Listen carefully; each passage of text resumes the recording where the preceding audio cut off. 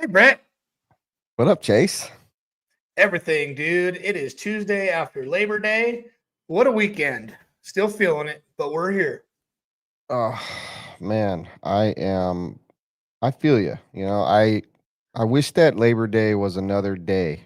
We needed like one more one more day. Yes, I wish I was one of those people that could plan ahead enough to capture vacation days with holidays and get 8 days for only taking 3 vacation days or something. You know what I mean? But I'm Yep. not. I'm Nope. not. But definitely one more day would have been sweet for sure. But then I would have just felt like that the next day. Well, I think that it's just we really just need to not work and just play.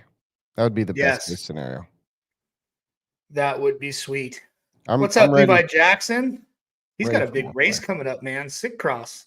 It's really Yes. gaining some traction, dude. Like a lot of pros are coming, like a lot, like the big dogs. That's awesome. It's going to be cool. And that is not this weekend, but next weekend, 3 days. And he's doing a really cool format for that as well. 3 days, 3 different disciplines. I believe it's Friday e-buggy and something, Saturday is nitro buggy and something, and Sundays nitro truggy and something. From what I remember, I should have had the damn flyer to send, but maybe we'll have Levi on after Sitcross talk about the race. That would be fantastic. When is it? Next week? Not this weekend, but next weekend, the The 12th, next 13th, weekend. and 14th. Gotcha. Oh yeah. I got to race on a sit cross track. He brought sit cross to upstate S&B one year, and it was awesome. Nice. He does a great layout, and he puts on good racing. So I wish I could make it out there, man. I'm glad he's building tracks again. Thanks for joining us, Levi. Always a pleasure having you. For Um, sure. so now's a good time for everybody to share, get this thing fired up, Okay. started. I'll do it when we do our commercial, our intro. Yeah, it's always a good time for us. How was your weekend, by the way? It was sick, man. Spent the weekend doing a little shopping on Saturday. Sunday, went to breakfast with my mom and my kid, and did a little family breakfast for Hunter's 16th birthday, which was actually today. Happy So, birthday, Hunter. yeah.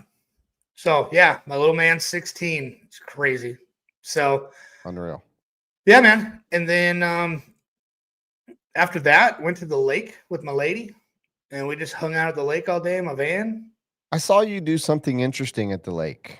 You What's guys that? have these like swinging chairs, Yeah, dude. The hammock chairs, they are hammock dope. chairs. Yes. I thought that was pretty rad and different. Like, we us here at the beach, we don't see a lot of that. Um, that was something I hadn't seen before. So looked like it was very comfortable. Well, they work well because you know how a beach works. Goes downhill, right? Right. And when you're in a hammock chair, levels you out and you're chilling. Super dope. That's pretty Very sick. nice. And we actually had a full blown hammock out there. I bought a Even camping hammock and that was in the water. So that was really cool. even sicker. Yeah. What's cool is since I moved over to the other side of the lake just recently, I've been driving by and seeing this spot where all these dudes are like pulled up on the beach, like right on the beach, fishing and hanging out. And I'm like, I have to do that. You know, the first thing I did when we pulled in there was I got the panda stuck. So that wasn't that great. So, but luckily we got out pretty quick. It's very hard to tell where the soft spots were, you know? Right. And I got right when we pulled in there, I was like, you gotta be kidding me. This is not how we start a fun day at the lake, you know? Yeah. Well, you know what? You only had all day to get out, so it's all good. No worries, Yep. no So problems. did that. And then yesterday just kind of hung out, meal prep, did chores, bought a couch. So that's cool. Ooh, couches are nice. I Yeah. always like a new couch, new bed. My wife and I have been talking about getting a new bed. She's like, "We got to get a king size bed." I'm like, "Then I'll never touch you. Like Yeah. we'll never even be close to each other." So, I don't think that's going to happen. I will fight against the king size bed as long as I possibly can. There you go. So, JWRC, I would love to come to the Nevada State race, but it is not in my cards for this year, unfortunately. But next year, I would love to know early enough when you guys are planning it to I might be able to make it. So yeah, thanks for the invite. Maybe I can make it out there next year. All right. Rad. Why don't you run down our sponsors, get this thing going so we can get everybody hyped up. We got a great guest on tonight. Frank Root with TLR is joining us. I'm stoked about that. We got a lot to talk about. We got products upon products. We've got some racing to talk about. We've got races to talk about. So why don't we just go ahead and get this thing started? Absolutely. We couldn't do this podcast without our awesome sponsors. And our title sponsor, One Up Racing, takes care of us tremendously, as well as our other title sponsors, ProMotion, Nitro Pro, Techno RC.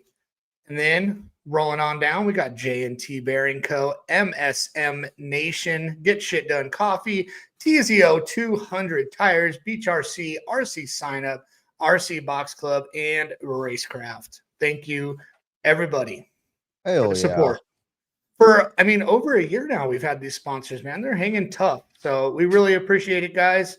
And if you're looking to sponsor the show, send us an email to wheelandtrigger@gmail.com.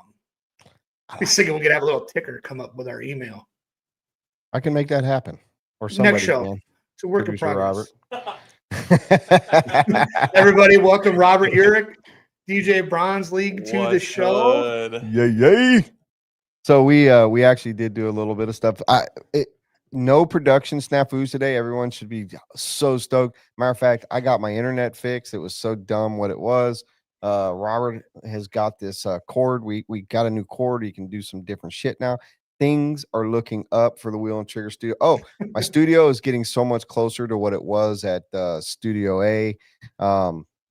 Lucas has been filming videos here in our studio.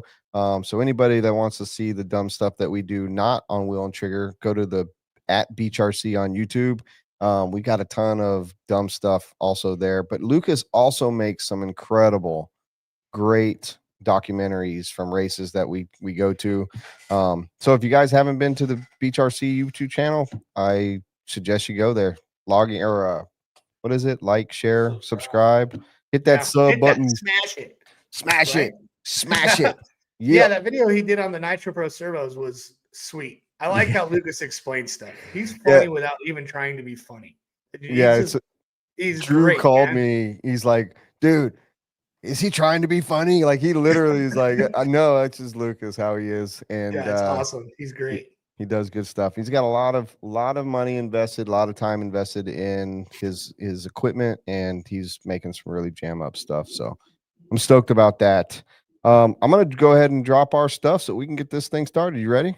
I'm ready, dude. Strap in, everybody. Frank Roots on Wheel and Trigger. Like and go ahead and share this video while this stuff is playing so we can get all your fun friends involved. Absolutely. The following podcast is a group of people who will be talking shit, drinking, using cuss words, and living their best lives. The opinions or views expressed do not necessarily reflect the views of their sponsors, supporters, or anyone important outside of the four walls of the show. If you are not 18 or older, we suggest talking to your parents about this podcast before watching it and becoming scarred for life. We hope you will enjoy this and not get butthurt or become a keyboard warrior after taking it all in. Thank you for watching and supporting us on our journey. What is up? We're live. What? If you leave.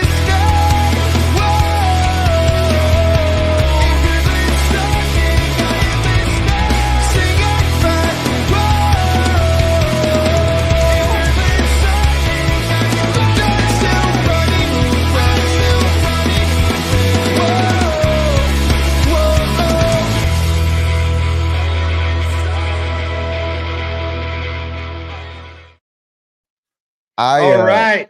Every time, doesn't matter how many times, I don't, we talked about possibly changing our intro at some point, and I don't know if it's even something we should think about. I think we shouldn't touch it, dude. No, it's too good. Too good. I love every time we play it. All right, so I want to start this thing off with going over some real quickly, because I know we got a lot of products and I don't want to keep Frank waiting too long. But I want to talk about some events real quick. I'm going to talk about some upcoming events, and then I want to talk about one event in particular. First, for three of these events are actually events that I'm involved in. So, shameless plugs, but no better place to do it than on the podcast that I'm part of. Dixie Nats coming up in October. That is a high bite dirt oval race. It is going to be held at Hoosier RC. So if you're a high bite dirt oval racer, come join us. That is October 6th through the 9th. Oh, man, I should know that. 6th through the 10th. I'm sorry. The next race right after that, 2 weeks later, is Masters of Dirt being held at Hobby Action this year. Really looking forward to going to these two locations. That one is the 23rd through the 26th. And the Fall Brawl, always the first weekend of December. That is here, well, in North Carolina, about an hour from Myrtle Beach here, at the Lake Waccamaw Boys and Girls Home Arena. And the Fall Brawl, this is the 24th year of the Fall Brawl. Wow. So long going race, and it's only getting better and bigger every year. But the race that I want to talk about, which I think is real interesting, and I also want to ask Frank when we bring him in, is how people feel about this, because this is such an iconic race. But the big thing is the moving of the dates of Silver State. I think it caught a lot of people off guard. I know by the sounds of it that Joey had his hands tied. That's what it seems like. Joey has had his hands tied. The arena had to take that date. Maybe they had something that bring in more money. I'm not too sure. I haven't spoke with him, but I know a little bit about the arena business from my past.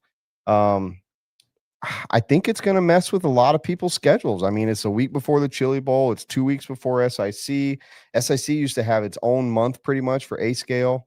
You were saying the A main challenge is that early on in January. So yes, what was your thoughts when you saw that drop?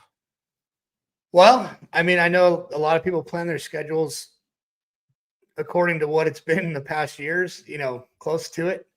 And from what I see in the comments, I'm not going to Silver State, so it didn't really affect me too much. But I know that a lot of people, it's really messing with their program. It's a week after Christmas.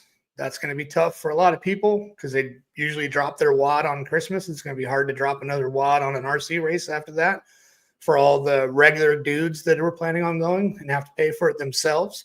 So I know that's going to be tough. So we'll see what the turnout is. As far as I'm hoping he still does good with it, but I know it's definitely gonna be a dent of what it was gonna be.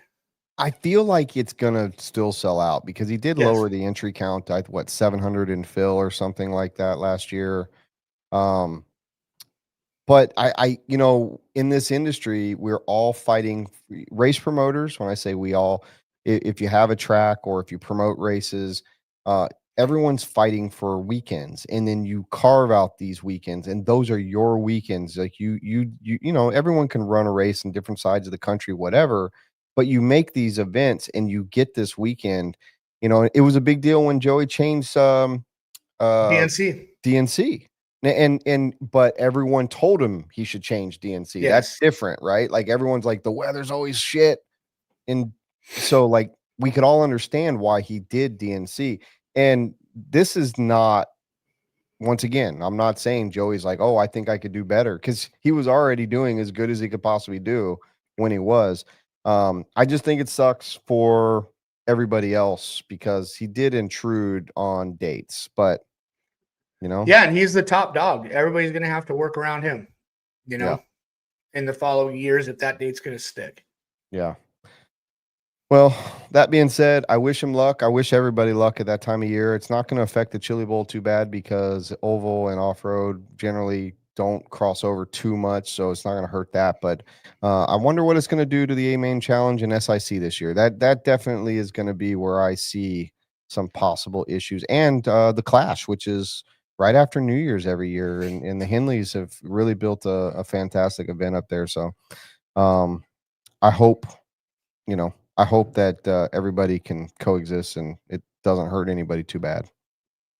Yeah, well, I'm sure everybody's still gonna make it, even though they're kind of, grinding their gears a little bit right now. I'm sure everybody's gonna make the races they want to go to, no matter what. So Yeah, I agree. The only other thing really to talk about racing was the e-buggy worlds, and honestly, it was a little bit lackluster. But it is e-buggy.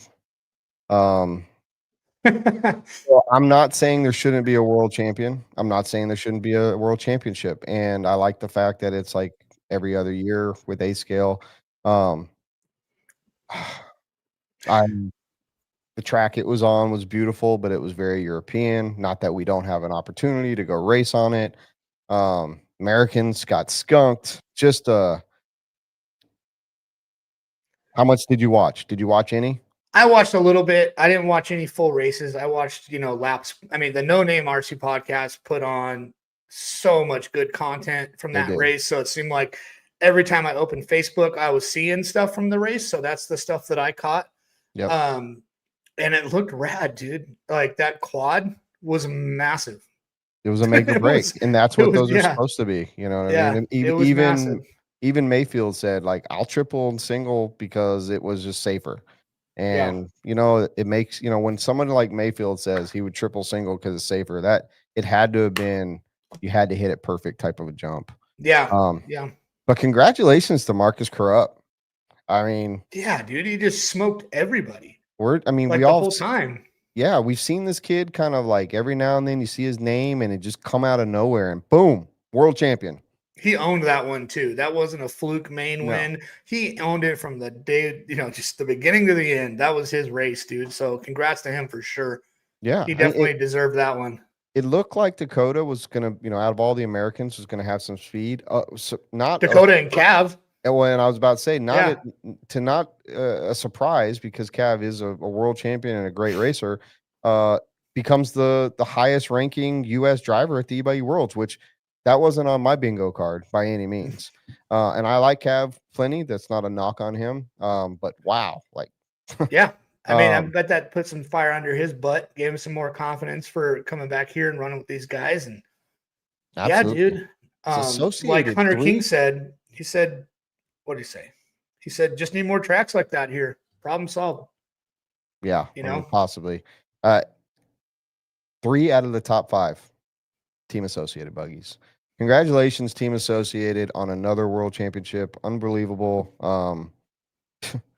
It's like they rise to the occasion. We don't see a lot of them in America doing very great right now, but they figure it out when it counts. So congratulations to them. On to Nitro Worlds next year. I guess there is a 10 scale Worlds in Australia, which I hope goes better for the Americans than this race did. But on to Nitro Worlds at down in Texas for next year. Yeah, That's what I'm those looking forward to. Europeans are freaking good, man. They're so They good. drive cars like full scale race cars. Yeah. All right. They're good. They're Go really ahead and good. hit Robert with your first product. I know we got a Okay. few of those. I'm gonna hit him. I'm gonna hit him with one I didn't send him, and this was something I've been bugging Drew Singer for months. Months. He said he was gonna make me a custom servo. So I'm like, all right, dude. The past month, 2 months. I don't know. When was that race that he did it at? What race I was don't that? know. I don't know. Anywho, it was months ago. And it finally showed up today. So I'm going to show off whatever the heck is in here. So you don't know what's in there? You don't know what it looks like yet? He didn't send you a No, picture or nothing? nope, no sneak peeks or Oh, anything. So this is my first look at this custom Nitro Pro servo. get the soundboard ready, Robert. He addressed it with my name, but it has an explicit thing. We'll just say, okay, we'll say it really fast. Chasing Say Big Dick Ehrlich. But yeah, thanks, Drew. And it's in a pink bag, which is awesome. So it's like I know what he was doing there. So let's see. Let's open this thing up. See All what it right. looks like. I'm Feels a lot excited. bigger than a servo, so we'll see what happens in here. Ooh, it's a full goodie bag. I got a Nitro Pro koozie. We're gonna just go ahead and throw that on my beer right now. Boom. All right, hang on. Delicious. All right. Oh, we got one of those cool new servos I've been seeing on the interweb. Oh, he didn't even give me one yet. Yeah, it's got this sweet, cool box. This is the one that They are so sick, dude. Lucas did. Yep, there is a review, and and it is I don't on our know. YouTube page. All right, come on, let's get to your servo. It's okay. Hang on. This is it. This is it. No, it's not. That's not. I don't know if this is factory, but it says BDC with a rooster. So I don't know if that has to go with Yeah, it does. Let's Big see. Dick Slinger Chase. Let's see your other servo. God, Let's see your other I'm gonna servo. put that in my new e-buggy I just got right now. All right. So there's one. I Let's only see asked for one. I'm getting all kinds of other stuff. Drew No, takes care. oh Drew wait. takes care of his people. Here you go. It feels like there's something in this shirt bag here. That's a Oh, microfiber, this I thing's think. stuck. Okay, so we did get a shirt. Let's see. This looks like one of the Nitro Pro original shirts as well. He didn't ask for my shirt size, so we'll see if this is go. Oh my God, there's something in here too. Dude, did I get 3 servos? What the hell did I get 3 servos for? Thanks, Drew. Oh, dude, this is cool. Hang it up behind you. Not now. All right, let's see the servo. All right, that's cool. All right.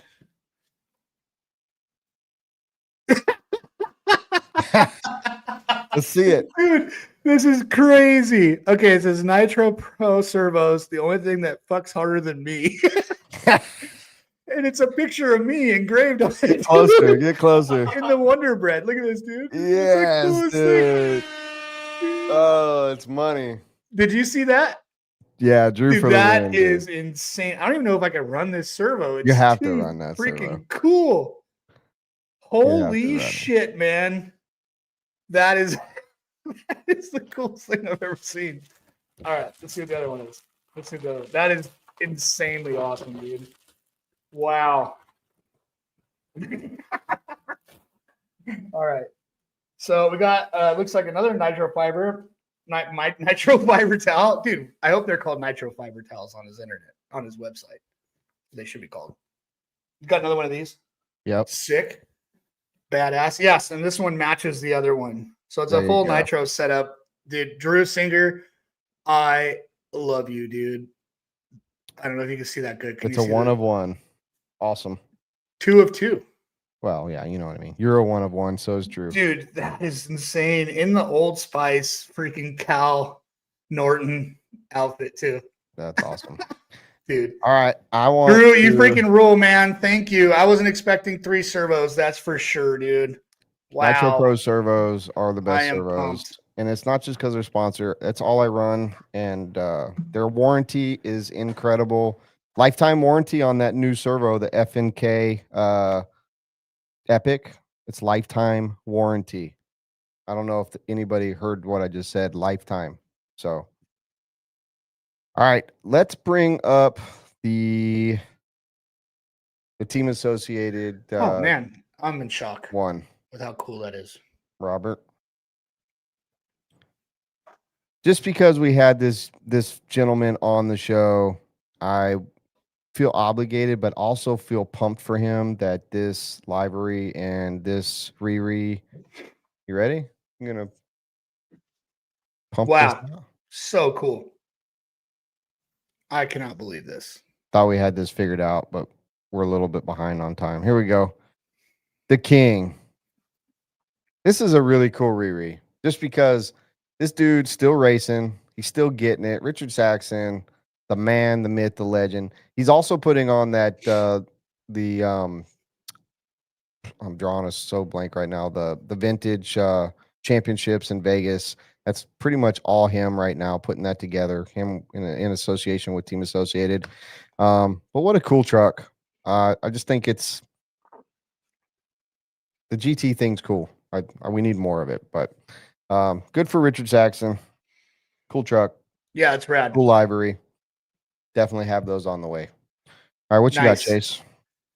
Well, I do have the new Techno Droop Gauge that just came out, and I just got mine. So if you could pull it up, Robert, and I have mine right here. I think this is pretty dang cool. Nice, simple, easy to use droop gauge. I know that this is not an original product, but it's a cool product. So I'm going to use it. I've never set my droop like this before, so I'm excited to give it a whirl. and see how it works out for me. Hell yeah. Good job, Techno. All right. Bring up And- the orange product for me, please, Robert. This one I found really cool, and it's also by a dude that I think makes really cool stuff. All right. He's not mainstream. I think he should be. You guys should all go check out his Facebook page.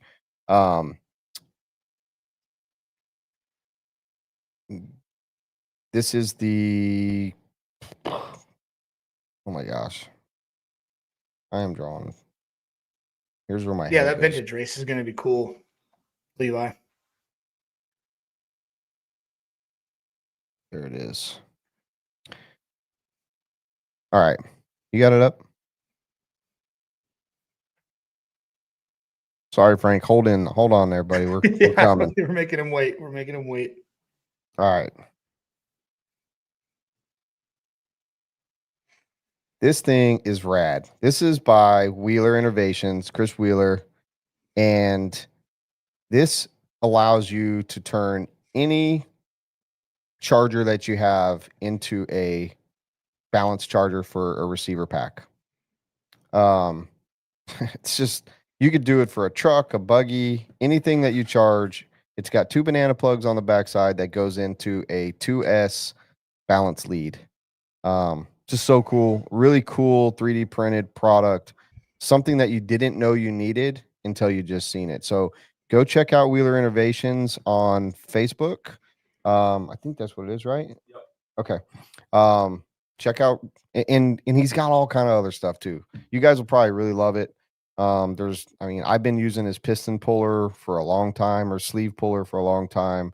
He's got wing templates and drill jigs and all different kinds of stuff. So lots of cool 3D printed parts. Good dude. And he works for an RC brand, so he's obviously in it to win it. So good job. Good job, Mr. Wheeler.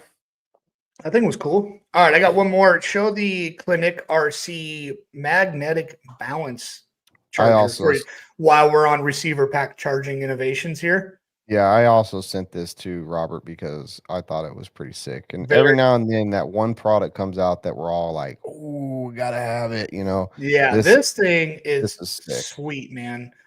Super sweet. Go to the picture there, Robert, for me. Scroll it. So this is a magnetic plug-in for your balance lead on your receiver pack. So it's not hanging and dangling, you know. Takes a little bit of customization to your receiver box lids and stuff like that. But man, once you get that thing done, it's just drop that thing on there and that's very cool. The only reason your receiver packs stop working is because you rip a wire or there's dirt in your plug or something like that. This is just solves it all, man.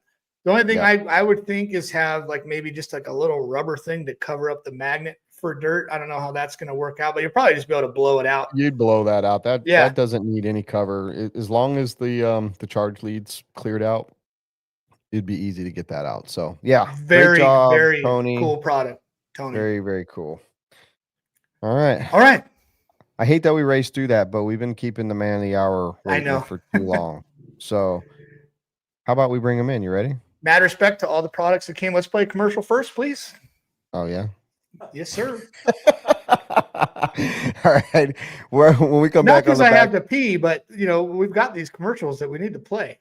Yeah, we need some new ones. We got to hit up these people. All right, here we go. We'll bring in Frank right after this 30-second commercial. Hey, it's Randy from One Up Racing, and I've got a new release that you're going to love. My new lockdown wheel nuts in 7075 aluminum. Based on the lightweight design from their titanium counterparts, these beauties are my lightest wheel nuts yet, weighing under 1.8 grams for a set of 4. The serrations are real. These are individually cut by CNC and meant to grip like hell. Tighten until they feel snug and you're good to go. These are my 3rd generation of lockdown wheel nuts, and I've got to say they're the best looking to date. You're going to love them. Pick one up for every build. All right. What's up, Frank? Frank, I apologize for my buddy Chase. He was gushing over these servos that he just got, and he made us run really long. We wanted to bring you in, and normally we do not have that many products because neither one of us prepare properly, and for whatever reason today we had stuff. So thanks for waiting. Yes, no problem. Appreciate it, man. So let me introduce you correctly. Frank Root, Director of Surface Program Management at Horizon Hobby. That's Hell such yeah. a good title. I had to write it down because I knew I would mess it up. I still did, even though it was written down over here, right here. But that's a pretty elaborate title, man. How long have you been with Horizon? I've been with Horizon a little over 15 years now. Started in 2010. So been a good ride. Nice, man. You just robbed my first question, just like you robbed that clinic product from me. Jesus. Can't have Sorry, nothing go ahead. else. The No, table that is was it. yours. The table No, is that yours, was Brent. actually Go all I ahead. had. Okay. No, I'm just kidding. Frank, what are you working on right now? Right this minute, Yeah. podcast. No. No, What are you working on outside you this asked for that one. podcast? Yeah, so my new role, I'm the director of the surface group here. So that's basically Axial, Losi, TLR, and Pro Boat, right? So I oversee the group that develops all those products. So for me, in any given day, I'm talking about 15, 18, 20 different projects that we're bringing to market with different members of the team and helping them make decisions on how to get it to market and making sure we're coming out with cool and innovative products. And we're growing, the hobby segment, the racing segment, and just trying to be involved in all aspects of RC fun. That's rad. Nice, man. And you were with Horizon before it was Horizon. You were with TLR long before the Horizon merge, correct? No. So when I started at Team Losi, I started on the Team Losi race team in 2010, and I started working there in April. But Horizon acquired Losi in 2002. So when I started, I was already at Horizon Hobby.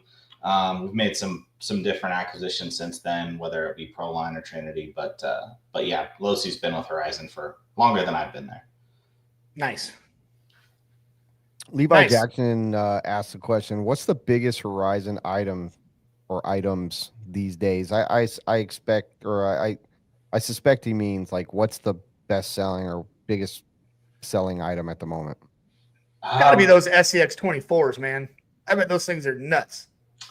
Yeah, those have been really good for us over the past handful of years. I'd say across our business with the ARMA team and the Losi team, we're doing a lot of Groms, whether it's the NASCAR Grom or the Mojave Grom, Typhon Grom, different Groms in the market. So we've gotten a lot of people into the hobby with those vehicles. One that I'm really excited about is the 22S Sprint Car, right? We just got those back into stock here in the last couple of weeks. So it's good to see a lot of people pick those up and kind of, merge from the RTR crowd into the racing scene. Nice. And I picked one up as well. So, well, there's all kinds of people picking them up. Losi has a rich history with the sprint cars. I mean, the slider back in the day, people still talk about them and still wish that you could get the slider itself. So bringing this 10 scale to the market when oval is at a very high level of participation right now is a really good move. How long did it take for you guys to develop that platform and bring it to market? Yeah, so a normal, pretty straightforward project for us takes about 18 months from idea to market. You got to take time to design it, test it, develop it, obviously manufacture it and bring it to the US to be able to sell. Longer projects where we're doing something a little bit more extreme, like the Promoto, for example, was a little over 3 years.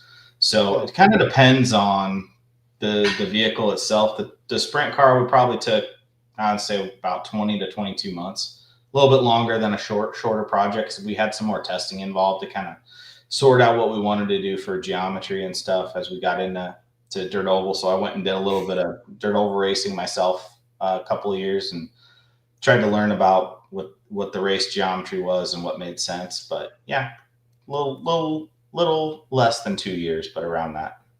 Like nice. The Pro Moto would be on the longer end, right? Like I remember someone saying that maybe it was T-Tran that told me that was like a 3 year, that was on that 3 year plan, so to speak. Yeah, I did. I worked on that myself for about 3 years without working on anything else. Normally we have, like, a developer would be working on anywhere between 5 to 8 projects at a time, kind of in different stages of development. And that one was really intense. Gil and I spent a lot of time just focused on that. Horizon itself, in different areas of the business, whether it's the electronic software side or the vehicle manufacturing side. I've worked on that project for over 5 years. Wow. So what took the longest on that supermoto? I mean, do you have some supermotors laying around that just did not work? Like some, some blunders? Yeah, I mean, I think so. The thing that really kicked off the Promoto project was John Adams, who worked on the Spectrum team. He came up with a concept for how to use some of our safe flight envelope technology to kind of help control a Promoto. So they kind of had to build a shell for the bike itself in terms of how it was going to work electronically. And then once we got that, we had to go figure out, how to optimize the software, we'd never designed a motorcycle. So researching full scale, taking what Gil learned from his cycling days. And it was a lot of trial and error. We've never made so many adjustments to a design after we've had it tooled. That was one where we had a really good prototype. We made a lot of progress. We tooled it up and we found things that just needed to be improved. So we had to retool some stuff and just continue testing. We want to make sure it was right when it hit the market. Yeah, and it definitely was. You guys nailed it with that thing, man. Yeah, it was a fun project. So, I mean, this is kind of might be considered hard hitting or whatnot, but I was trapped in the middle of the reception of these. There was a big blunder in an inventory, whether it was if the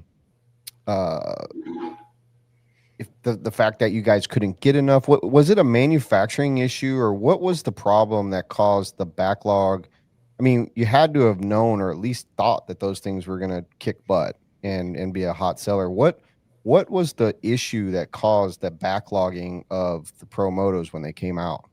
So there's two issues. The first one is like I was saying, we had to kind of develop something that had never really been developed before, not on that scale in the RC market before. So we really didn't know how many we were going to sell. Like we thought it was going to be awesome and we thought it was going to sell well, but what's well is twice as many as you would a monster truck, or is it 5 times as many?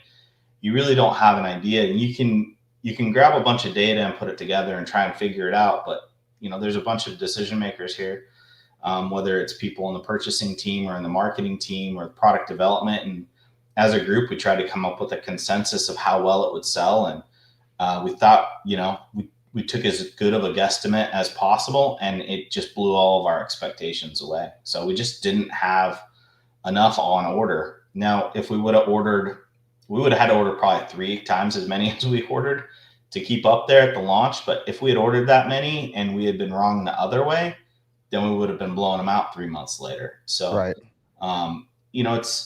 We want to be in stock at all times, 100%. But we also have to, kind of be smart when it comes to the business of it and do our best homework, try to come up with the best projections possible, and then adjust as quickly as possible afterwards. So that's kind of reason one. Reason two, we switched over to a new ERP system here at Horizon. And I don't know if you guys have gone through that type of a transition, but basically our entire business runs through, one system, and it had run through 2 different systems before. And the implementation of those systems really didn't go very smoothly for our business. Yeah. It's kind of normal for it to be not super smooth, but we had a lot of issues. And unfortunately, that implementation started like 3 days after the Promoto first shipped. So it had caused a lot of issues with the back orders, and we didn't get all the allocations kind of as ideal as we would have liked.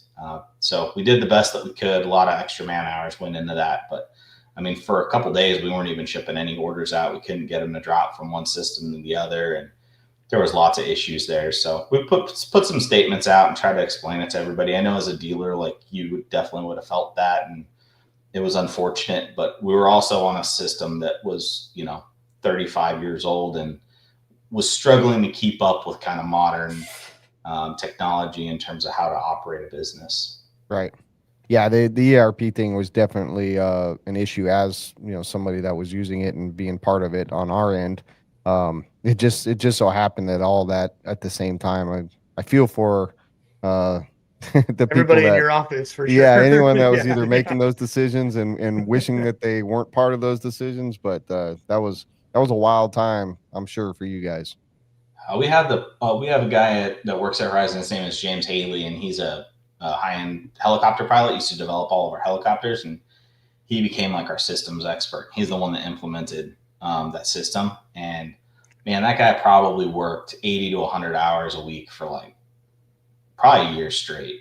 I mean, just it was crazy. I can't even imagine the workload that he went through. But all of that stuff, when it broke, he was the guy that we had to call to fix it, and made a lot of improvements the last couple of years. I feel like we're in a pretty decent spot with the system now. So yeah, I feel like we're moving him down to the first floor and boarding up his windows. In your dungeon, James, go. Yeah. BJ Williams, he's known as our stat man. He has a question. He asked, what was the thought process behind the end of the TLR race team? I don't know if you are a part of that or if you know, but yeah, that's a good question. Yeah, I mean, the first thing I'll say is we still have a race team. The race team's not gone. We just don't have factory paid drivers at this time. We still have people that get product at no charge. We still have a discount race team. But really, we looked back, we kind of did the fiscally responsible thing and took a look at what we were spending to go and try and win all these races around the world, and the product and the travel and the hotels and the dinners. And it just wasn't adding, the math wasn't mathing anymore. It wasn't a super solid business decision for us. So we really wanted to focus on, the customers that are buying the cars, how to support them with setups and people that are more on a local level at the racetracks, and really focusing on that kind of area of the race team. And I feel like we've done a good job with that, adding guys at that level. And, Chase, you would have seen like Ron Rossetti, right? Helping out at the dirt oval track, kind of flying the flag for the Losi sprint car class, right? Maybe a non-traditional type of team driver, but somebody who can have a good influence for our brand at the track and really help grow racing. Because, the Dakotah Phends and Taters and Mayfields, and like those are the guys at the sharp end, but that is the 0.5%. And we want people to see how capable our products are, but we really want people to get into RC racing and to stick with it and have fun. And most of those people are in the sportsman class or the intermediate class, and we just want to pull a little more focus there. No, it's a good point of view, man. Absolutely. I mean, it's, you don't see or hear a lot of that side. When all you're going to hear is the fact that Losi dropped some of the best drivers in the world, just basically got rid of that paid professional team. So yeah, it's a great perspective for sure. I'll just add, I mean, that it's not like we just, sat there and did the math and that was that. I mean, it was a really hard process for all of us. I'm good friends with a lot of our past team drivers. I mean, Dakotah and Tater and Aaron Kaufman and Cole Tollard, like these are all guys I've, been in the trenches with and went to war with at all these races, right? And worked on their cars and been at the track for, 18-hour days and whatnot. So it wasn't something that we were excited about, but it's just the reality of where business is at today. And we're unfortunately maybe not seeing quite as many people head to the racetrack the last handful of years. So we had to assess where we were at and adjust accordingly. Is there a future plan or anything race related as far as team wise, or, is the is it RPP, RRP? Race rewards RRP is payout program. Yeah. is that going well enough that you guys are like cool with how things are going, or, is the race program, are you guys still evaluating where it's at right now? Yeah, we're always evaluating it, right? We want the racing segment to be strong. We want to see growth.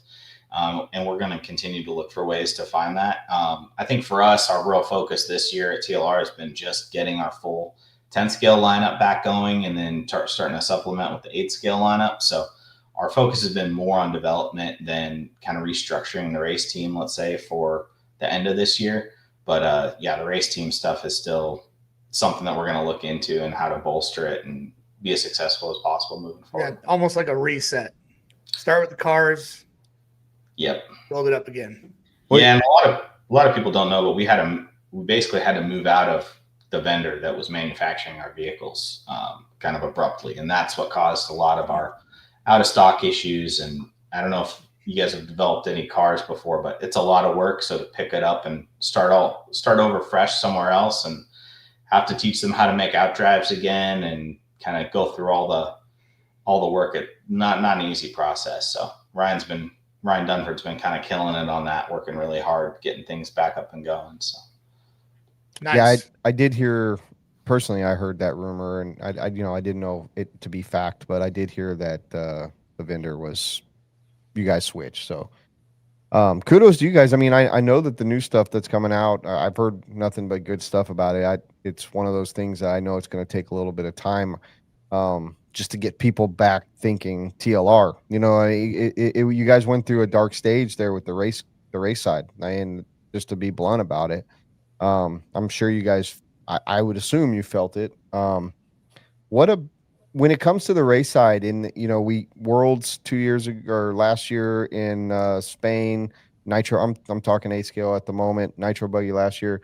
Then just have the e-buggy Worlds, which I would like to ask your opinion on that as well. But does upper management at TLR or the people that are part of the race team what's the feeling when there's not really any competitive? It doesn't seem like, to speak of competitive TLRs at that high level, even though you're not seeking. Do you guys hope or expect to see those, your brand at these large events, or how's that? I guess I'm probably not phrasing it properly. I'm just trying to phrase it to where it makes sense. But I mean, we haven't seen a lot of TLR at the highest level. Is that okay? Is that you guys internally are okay with that? Yeah, I think we have to be, right.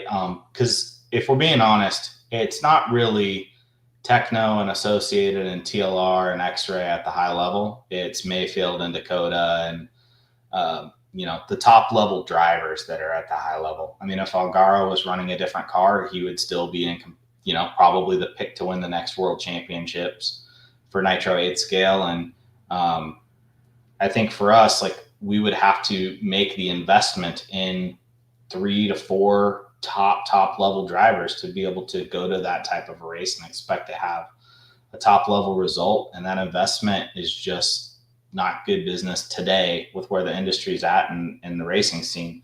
I mean, I don't think many people know, like, they want to see us at the world championships. Let's say we just had this e-buggy world championship. It probably cost, I would say, $5,000 to $8,000 for each driver that was there, realistically, like competitive top end driver. And then you kind of figure out what their salary is throughout the entire calendar year. I mean, you're talking, for every guy that was, let's say, in the A or B main, that driver this year is probably costing that company a comfortable $180,000 to $200,000, like, no problem, between product and travel and salary. And it just adds up really fast. You guys sell a lot of cars to pay for that. Yeah. And, you just got to be really smart about business, and we can't spend that money if we're not going to see the return on it. And I think that, as you've seen the last 5 years, you have more tire manufacturers, you have more chassis manufacturers, you have more, everybody seems like these days can make a battery. Yep. Right. Every company that's out there with product is going to sell less and less product because there's just more competition in the market. And if as an industry we continue to spend the same way, we're going to continue to see issues from different brands. So, and I don't want that for anybody, but that's just the reality of the economics of the situation. Yeah, it's getting very diluted out there. That's for sure. I mean, there's a new chassis company every year, at least every year, maybe a couple a year lately. And tires are, I mean, I'm sure you get it. We get it in our emails. There's people sending us emails every day like, hey, we can make this tire. And they show like a J concept tire or whatever. Like, yeah. Somebody asked me the other day, why don't you make your own tire? I'm like, because I don't want in that space, man. Like, space 10 years ago, I would have been like, hell yeah. But right now, everybody can get a tire from the same couple companies. And yeah, they're cheap. They're cheaper to get at that level. But you got to spend the money like you were talking about on the drivers. You got to send so many free tires around the country whenever these top drivers, pay them a salary. Yeah, I feel you, man. It's definitely a daunting task to try to keep a pro team at a level of, winning. It's tough. Well, and unless the cars are selling unbelievably and everybody's just swimming around like Donald Duck's grandpa, and everything's working, I'm sure it'd be fine. Yeah. And so the goal for us is we want to have good drivers that are quick at the track, who are knowledgeable and understand and are willing to help customers. Because let's say we have the Losi 8 RTRs, the e-buggy, the 8X RTR, and the 8XT RTR. We want somebody to be able to buy that car, come to the track, have somebody who's knowledgeable and quick at that local track that can help them go from the guy who's just showing up with an RTR for the first time to the guy who's enjoying racing 8 months later and still into it, right? Yeah, and you see a lot of them out there. Yeah, the 8 RTRs and stuff like that at the track, tons of them. Yeah, they're all over. Yeah, we have a better chance of keeping those guys in the hobby with the local race team than with, if we would have had a podium at the Worlds this last week. So that's where our focus is at today. Speaking of last week, what's your thoughts of the e-buggy Worlds? To me, it's another burden on manufacturers. I mean, I used to kind of look at it as a, for TLR, at least we had 10 scale off-road world championships. We had 8 scale off-road world championships. We had one a year we had to kind of fund and focus and worry about. And now it's another world championships, and it's not going to be any less expensive to spend your race team to this race as it would be the 8 scale Nitro World Championships. So now you've just kind of doubled the 8 scale spend budget for all these race teams to be able to go to this event. I think the 8 scale Worlds is one of the coolest but longest, kind of most grueling events. I mean, you could probably do a relatively quick version of an 8 scale e-buggy race piggybacked off that to try and cut down some expense. You're at the same track. You don't have to go to 2 different warm-up races. You're already traveled there. Plane tickets are expensive. So, I mean, I don't know. I didn't think it was the best idea myself. I understand it. There's definitely more people, buying and racing e-buggies out there than nitro buggies, but it's definitely, I don't think, the premier class, at least today. So does that mean that you approve of the Roar's decision of combining nitro and electric nationals? It needs to be. I liked it. I was just going to bring that up. Yeah. I mean, based on how the e-buggy nationals have gone the last 6 or 7 years, I mean, it's been 100 to 180 entries, maybe. Yeah. Half of them are factory guys running 3 classes that are getting paid to travel there. Yeah. And it's usually like the same 4 or 5 guys kind of battling it out. So, I mean, those races they haven't had the greatest turnout. And if it's a race for sportsmen, it's not the nationals. Right. So, yeah, I'm totally fine with that. Nice. Yeah, I thought it went really well this year. Personally, I know it was grueling for the guys that did all those classes, but definitely takes that, like you said, the burden of the manufacturers for an extra week of the year away. And for the electric side to go and do it with only 100, 125 entries, whatever it might be, like you said, you're still spending the same money. It doesn't matter if you're sending them to electric or nitro, you're spending the same money. So yeah, I agree with you. I think you're spot on about the worlds. If they're gonna do electric worlds, they need to do it with nitro worlds. Shorten up nitro worlds a day somehow. Add an extra day or 2 with electric and do it all at once. There's real no reason to have 2 different A scale worlds, in my opinion. I'm with you, I think. Yeah, and start them out with electric so they can get used to the track, and then you go to the premier class. Well, that's how 10 scale off-road is, right? You run 2-wheel drive, you run 4-wheel drive. 3-day program, day off, 3-day program. I mean, you can do it. It's just got to be, important for IFMAR to make it happen. Yeah, for sure. Nice. Well, I definitely like your perspective on how Horizon's running everything. I mean, it makes more sense to me now for sure. 100%. Levi Jackson keeps hitting these hard hitting questions. Who's the main people still at Horizon from 10 years ago? Myself, I'm still here.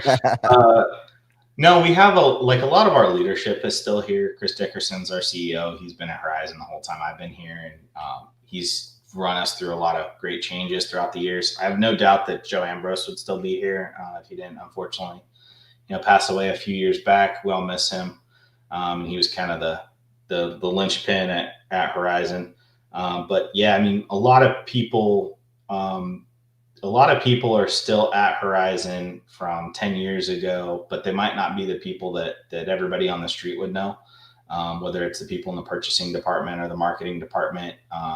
There's hobbyists all throughout our business that are still here. And we've had people move on just like any business. And we've had people come in that have really helped, bolster our team. We got a lot of great new guys on our team right now that are helping to develop some great products. So overall, I'm excited about our team and what we have going. It's been a lot of fun for me over the last couple of years to get to work with Tim Clark a lot more from Proline.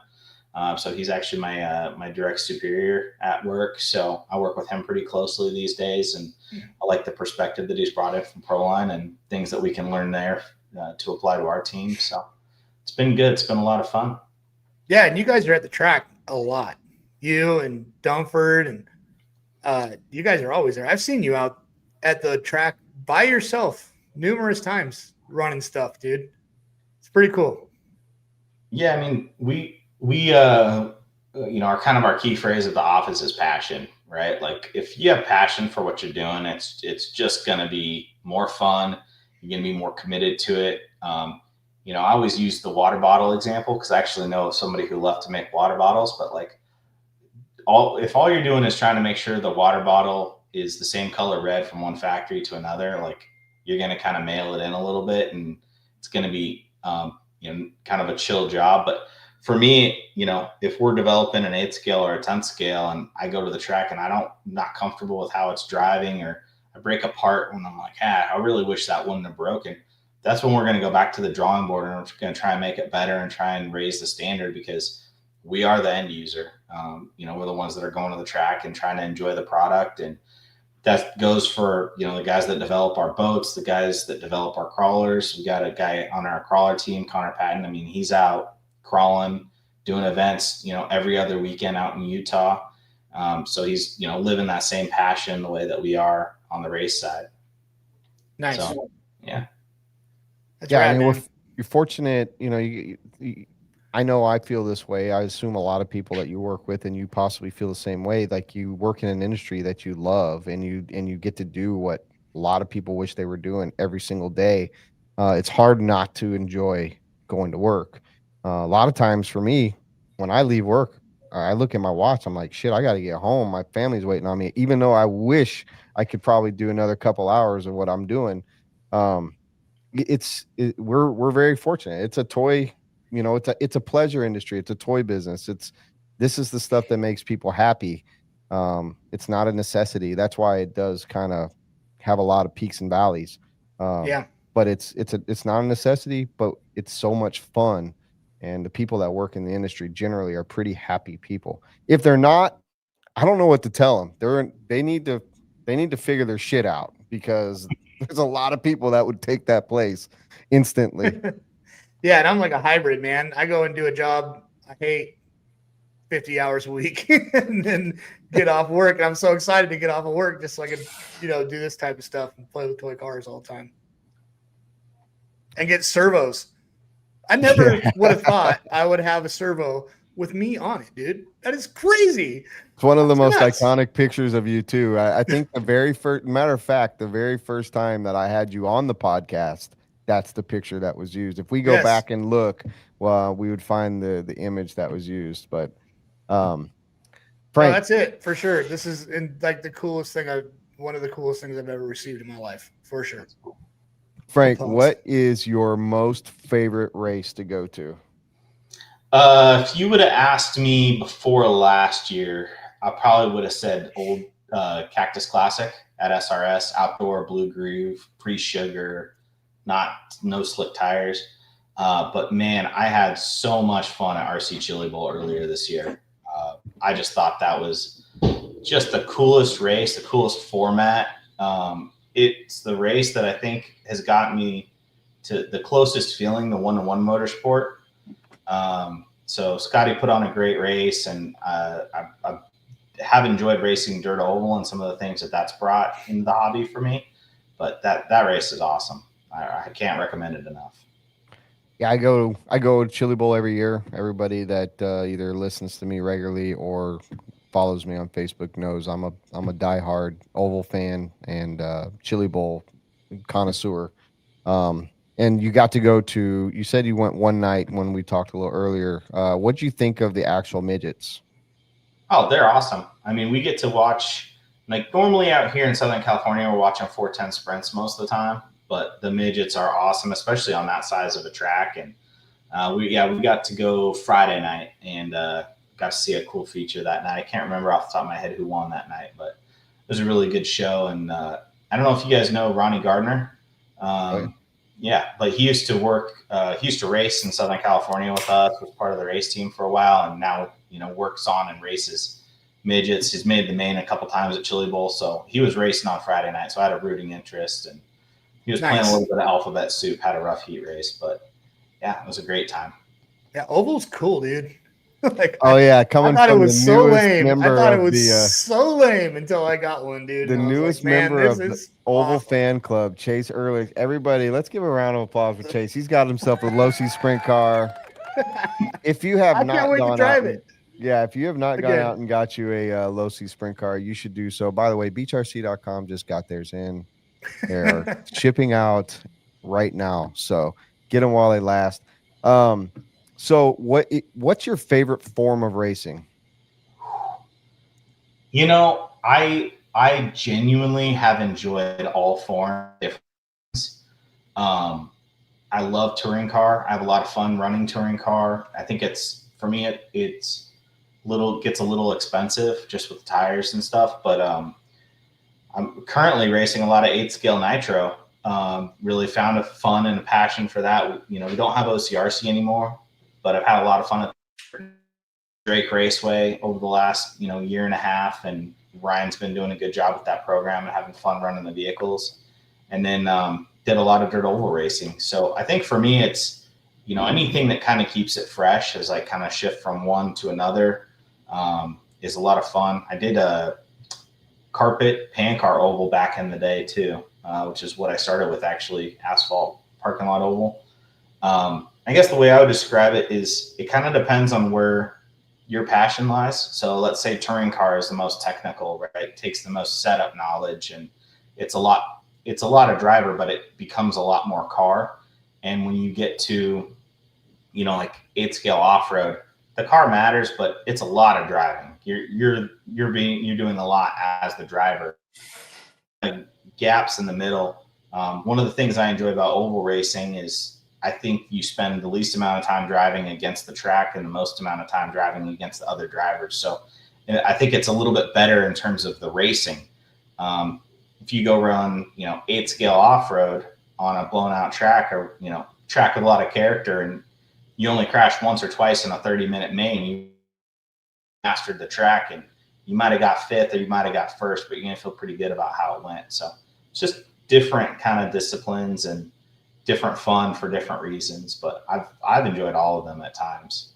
They've all nice. been How about 2003, 2004 West Coast running 2-wheel mod short course with pin tires? Because that's when I met you.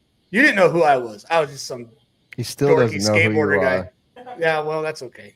But I was just some dorky skateboarder kid who got an RC car and was going to West Coast and asked. I was picking your brain because I was running a XXX SCT. I was a Losi dude in the early days, man. We all were, And I think. I was running a XXX SCT, and you were running one, and I'm just like, "Yo, dude, what should I do here? I want to go faster," And you were helpful even back then. Yeah, I mean, I enjoyed two-wheel drive short course. Those trucks were awesome for a long time. I don't think they're maybe a little bit less fun now that we're on slicks. But I actually had a lot of fun running the SCTE 3.0, the four-wheel drive short course. That truck might be the best RC car I've ever driven. Like against the competition in the class and category, that thing was so good. Indoor, outdoor, didn't matter. And everybody would always ask, like, oh, what setup do I put on this thing? I'm like, kit setup. And they're like, no, what's the setup for this year? I'm like, Dakotah literally opened the kit, built to the kit setup, went and won nationals again. Like, just run the kit setup. It's awesome. Nice. Okay. Wait, whoa. Stop. We're on short course, and you know what's coming. What's coming? Is TLR developing an A-scale short course? In 100% honesty, not at this moment, but we definitely have our eye on it. Oh, you guys could be innovators. Like, this is the time. There's It's a talk. race, man. It's a There's race. talk, Which brand's doing it first? Well, here, I'll put it this way. I think our 8-scale buggy needs a little bit of a facelift before we get to the short course truck. How's that? Nice. Whatever. Am I wrong? It's 18 months out, Brent. At least. You know what? He told us in the beginning of the show. It's at least 18 months out. I don't know what's wrong or right, Frank. All I'm saying is make A-scale short course great again. Let's bring all these manufacturers come in with this damn A-scale short course and let's have a damn race. Like, I'll tell you what, Frank, next time I'm at the dirt and I know you'll be there, I'll bring my Techno one that I built. He'll put a Losi sticker on the it track. You come drive it around the track and you'll be like, you'll be in a meeting that Monday morning, like, Mr. Horizon, we have to make one of these. Probably. Yeah. I've been on ever since we were at A-Main and for nationals 3 years ago. I've been on this kick. Like, we need a differentiation of truck versus buggy instead of the bruggy, the truggy that looks almost like a buggy. Like, we need something that changes instead of just running two classes that are the same with different tires. And now that there's actually some buzz behind a scale short course, like, this is the time. Like, let's get this moving. I need all the manufacturers. Damn it. Yeah. Like, all the projects you got, just swipe them off the desk. Scrap everything. Just scrap it and get to work on short course. No problem. All right. 8X 2.0 Elite short course. Josh Fine is your biggest supporter on the East Coast, at least in our area, in the Carolinas. This man is racing up and down the Carolinas with TLR, waving that flag, and he's doing very well with it. And he's a great guy, helps anybody. So you got a good the RRP program and the way that you guys are doing it looks like it's going very well, especially with guys like Josh Fine. So awesome. Nice. Well, shout out to that dude. Yeah, he's a good guy.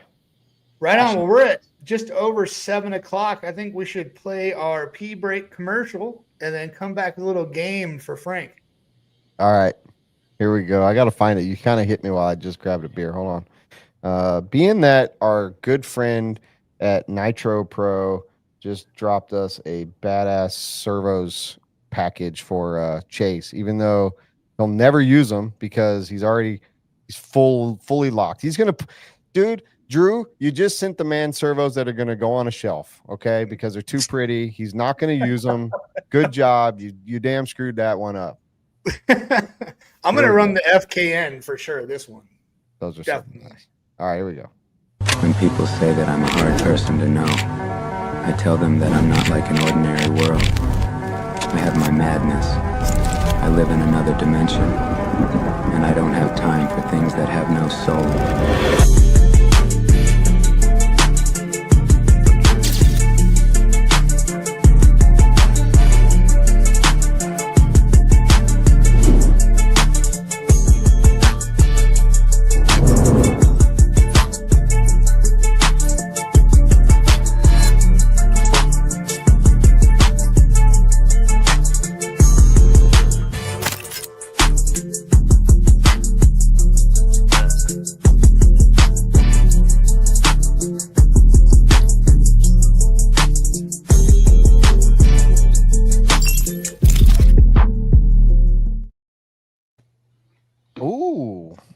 Perfect Good timing. job, Chase. Thank you. Thank you. I have to hand it to my new place where I have a room with a bathroom. Hold in on it. now. Did you wash your hands?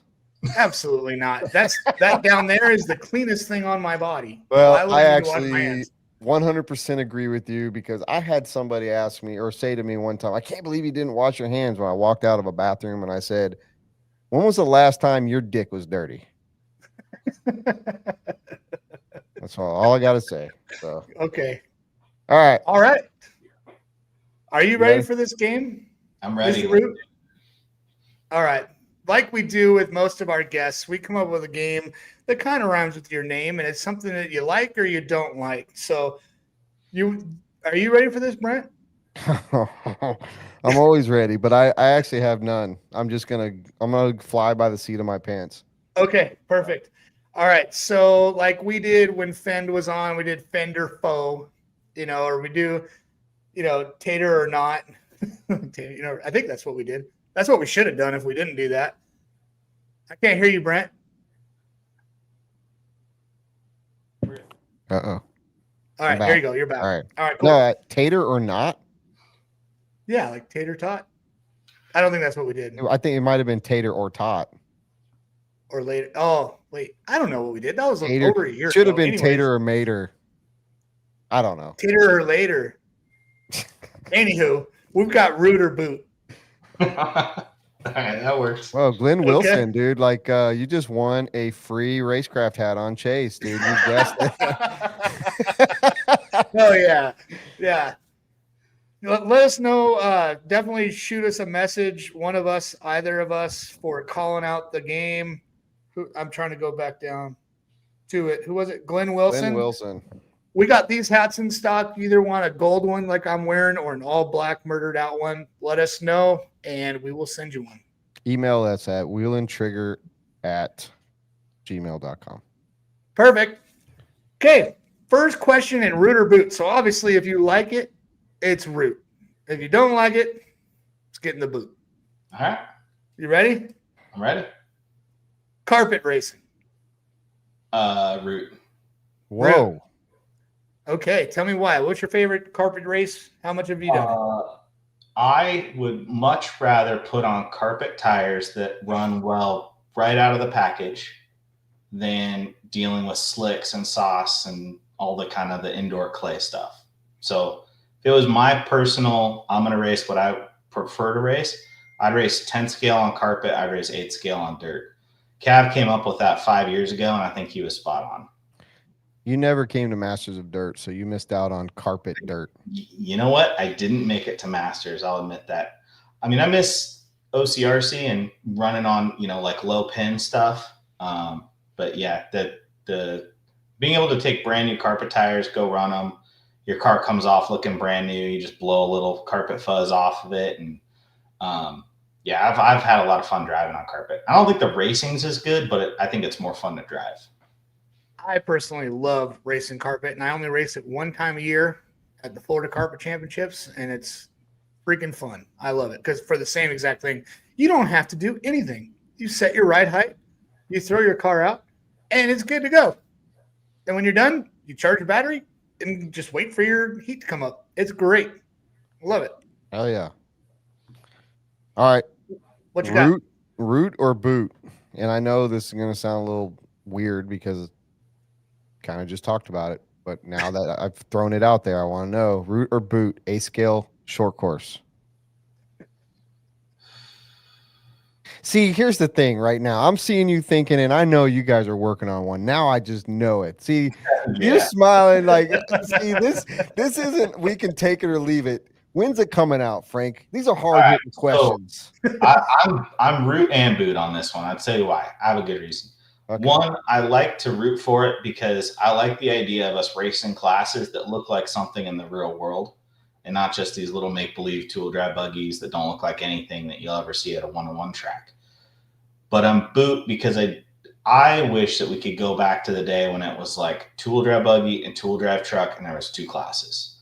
I'm not a big fan of, going to these races where there's 19 classes and 22 heats. So That's so good, Levi. No, I'm not going to kick him off if he doesn't like A scale short course. However, I might think differently of him. No, I mean, yeah, 2 more classes, longer days for all of us, but I think it's worth it. That We class is ditched, definitely we worth did, it. we ditched 55 plus, and we throw in short course. There I'm shouldn't gonna have even be 40 a and- 55 class. Okay, root or boot, 55 plus. Boot. Yes, Out. thank you. Out. Bye. Nice. If you just do 40 plus and you don't let like Truey and Drake run, I think we're fine. Well, that's already done. There you go. Drake Problem. can't run 40 plus. Lucas, who works for me and he does a lot of our marketing stuff. We've had these discussions at length, and one of the things that he said that made the most sense to me is if you're going to have another age class that actually makes sense, it has to be an age that really separates from 40 to something, not like 45, 50. It'd have to be like 40 plus and 60 plus, like it can't just be these small increments. I mean, there was a time at the A-Main Challenge, wasn't it like 42 or 43 or something like that? 43 plus? No, A-Main Challenge has always done 40. No, there And was a year. No, there's another one. Listen, there's 55 plus because it was the Timmy T class for one of our fallen RC people. So that's why he created that class. There was a year that was like 52. I'm just 52 saying. and 55. I mean, you either get a discount on dinner or you don't. So it just needs to make a difference. That's all. If you're going to do an age separation class for RC, it's not a physical thing, it's a mental thing. And at that point, it has to be a big enough gap to make sense. So like a 60 plus is almost makes sense, but anything below that to a 40 makes 0 sense. So. Yeah, 40 and 60 for sure. 40 and 60 makes sense. I'm not advocating anyone start a 60 plus class by any means. I'm just saying it would make more sense at that. Yeah. See, Jeff G even said TNR is 52 plus. Oh, okay. I mean, come on. I understand now that there's a reason for it, but it's still, All right. Chase, what you got? All right. I got skydiving. Boot. Whoa. Have you ever done it?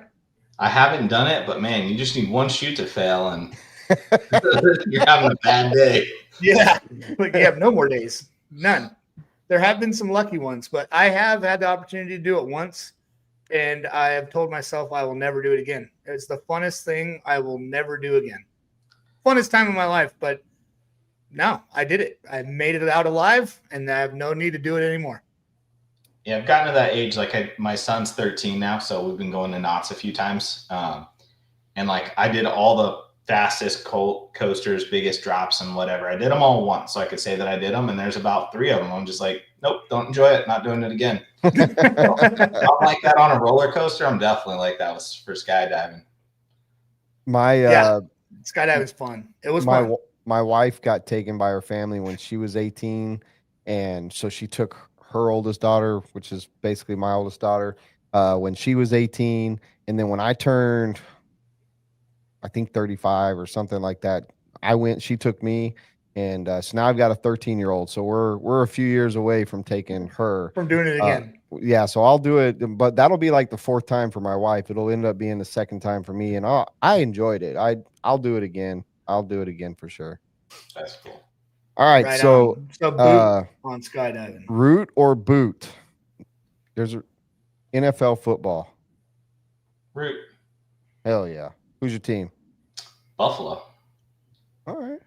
Could have been worse, that's for sure. Hey, so I grew up in Phoenix, so I am a Cardinals fan, but when I was like 9 and 10, I had this group of 4 friends, and we'd do like Friday night sleepovers, and we'd fire up a old Nintendo NES. Tecmo Bowl. Tecmo Bowl. Hell and I yeah. didn't know any football when we started playing Tecmo Bowl. So I picked the first team top left, AFC East Buffalo Bills in alphabetical order. So I got to know all the players on the game and then just started following the team. So I grew up in Tucson, and the Cardinals came right about the time about 2 years before I left to move to Colorado, and Tucsonians hated the Cardinals because evidently, I was a little young. I was 8, 9 when they came to Phoenix, but evidently everyone thought it should, or the Tucsonians thought it should be in Tucson. And obviously being Phoenix and the capital and blah, blah, blah, it ended up in Phoenix. So my family was, we were definitely U of A fans, but we were not Cardinal fans. We moved to Colorado. I've been a lifelong Broncos fan since. So, well, it's good that you're a football fan because a lot of varsity guys are a bunch of nerds and they don't like football, and that just pisses me off. Nah, that's probably my favorite non-motorsport, stick and ball sport. Hell yeah. Nice. All right. Chase. Football.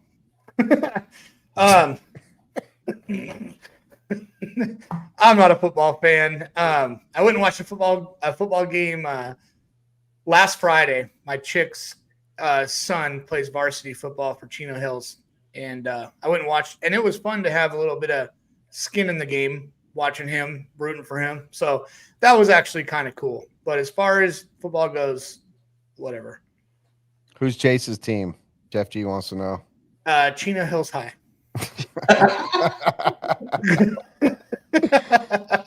Oh shit. Anyways, I grew up skateboarder, man. We're not really into that shit. I think it's cool. I don't hate it, but I just don't enjoy it. I watch one game a year other than Chino Hills football now. Super Bowl, just because it's a party. Hell yeah. So, all right. Root or boot? I think we already got your consensus on this one, but 110 scale racing on slicks. Boot. Dude, Yeah. you just wasted a question. All right, I'm in. I'm tapping Okay. in. Yes. Root or boot? Blink 182. Boot. Yeah. I'm Yes. I'm Finally. definitely a grunge kid, right? So Alice in Chains and Pearl Jam, and that was a little too kind of pop punk for me. Okay. Nice. I'm not saying they're not good, just not my. I own no Blink 182 albums. There Yeah, you it's go. so unpunk they had to put another name in front of it. What? Pop punk. Not punk. Pop punk. I never heard it called pop punk till he just said it was pop punk. Oh, it's pop punk. It's well, the now worst it is. music ever. Are you calling me a liar? No. Frank just coined it. Like it is now forever pop punk, but you didn't know that until now. Yes, I did. Are you kidding me? Jesus. Okay, so little backstory, Frank. I was on his podcast, and we had about an hour rant on how much I think Blink 182 sucks and is not a real whatever. Anyways, I don't want to go to that place again. I don't want to go there again. This is Yes. Joe Mandola. There you go. Yes, Even though love I you, like Joe. Blink 182, that is funny. Good one. Blink 180 boot forever. All right. One more from you, Chase. Hiking. Boot. If I'm going to go up in the mountains, I'd rather do it on my mountain bike. Nice. Hell yeah. Likewise. I like hiking, but I also like biking. Yes. Why they rhyme. And They're bike. pretty close. So you do a lot of road cycling. You do mountain bikes. You do any other form? You got an e-bike yet, or are you still on analog? I call it an acoustic. Yeah, an acoustic bike. I like that. Both of those are rad because I haven't heard either one of them, but that's awesome. Yeah, Nice. I got a acoustic mountain bike, and I ride that and still working on my fitness. I feel like that's always going to be a work in progress because I go through spurts where we get busy with family and you take a couple weeks off and then you kind of got to struggle to get back. But yeah, I do road biking, road cycling for more endurance rides, and mountain biking for more fun rides. Yeah, absolutely. Dude, I'd be scared to ride. I mean, not only are you pretty much naked because you're wearing spandex, but you got to deal with all those cars, dude. Like, that's got to be super sketchy. Depends on where you ride, but yeah, it can feel sketchy at times. And we have some nice places to ride out here in Southern California where you can ride on roads where you have like almost a whole lane width, and you ride by the beach. It's pretty nice weather and scenery and stuff. So yeah, Nice. naked. Cool. How do you feel in that Lycra? Do you feel fast? Does it, I mean, because I think if I went on a road cycling ride, I would still wear like mountain bike shorts. He'll be in The freaking skate first time shorts. you and put it skate on, it's like You're like, what am I doing? You're like, holy shit. Yeah. We're exposed here. We're exposed. But as soon as you hop on the bike and start pedaling, like it's all good. You just forget it. I just love it when you're at like the coffee shop and like four of them will ride in and they're like walking with their cleats all and their wieners hanging out. Blah, blah, blah, you know?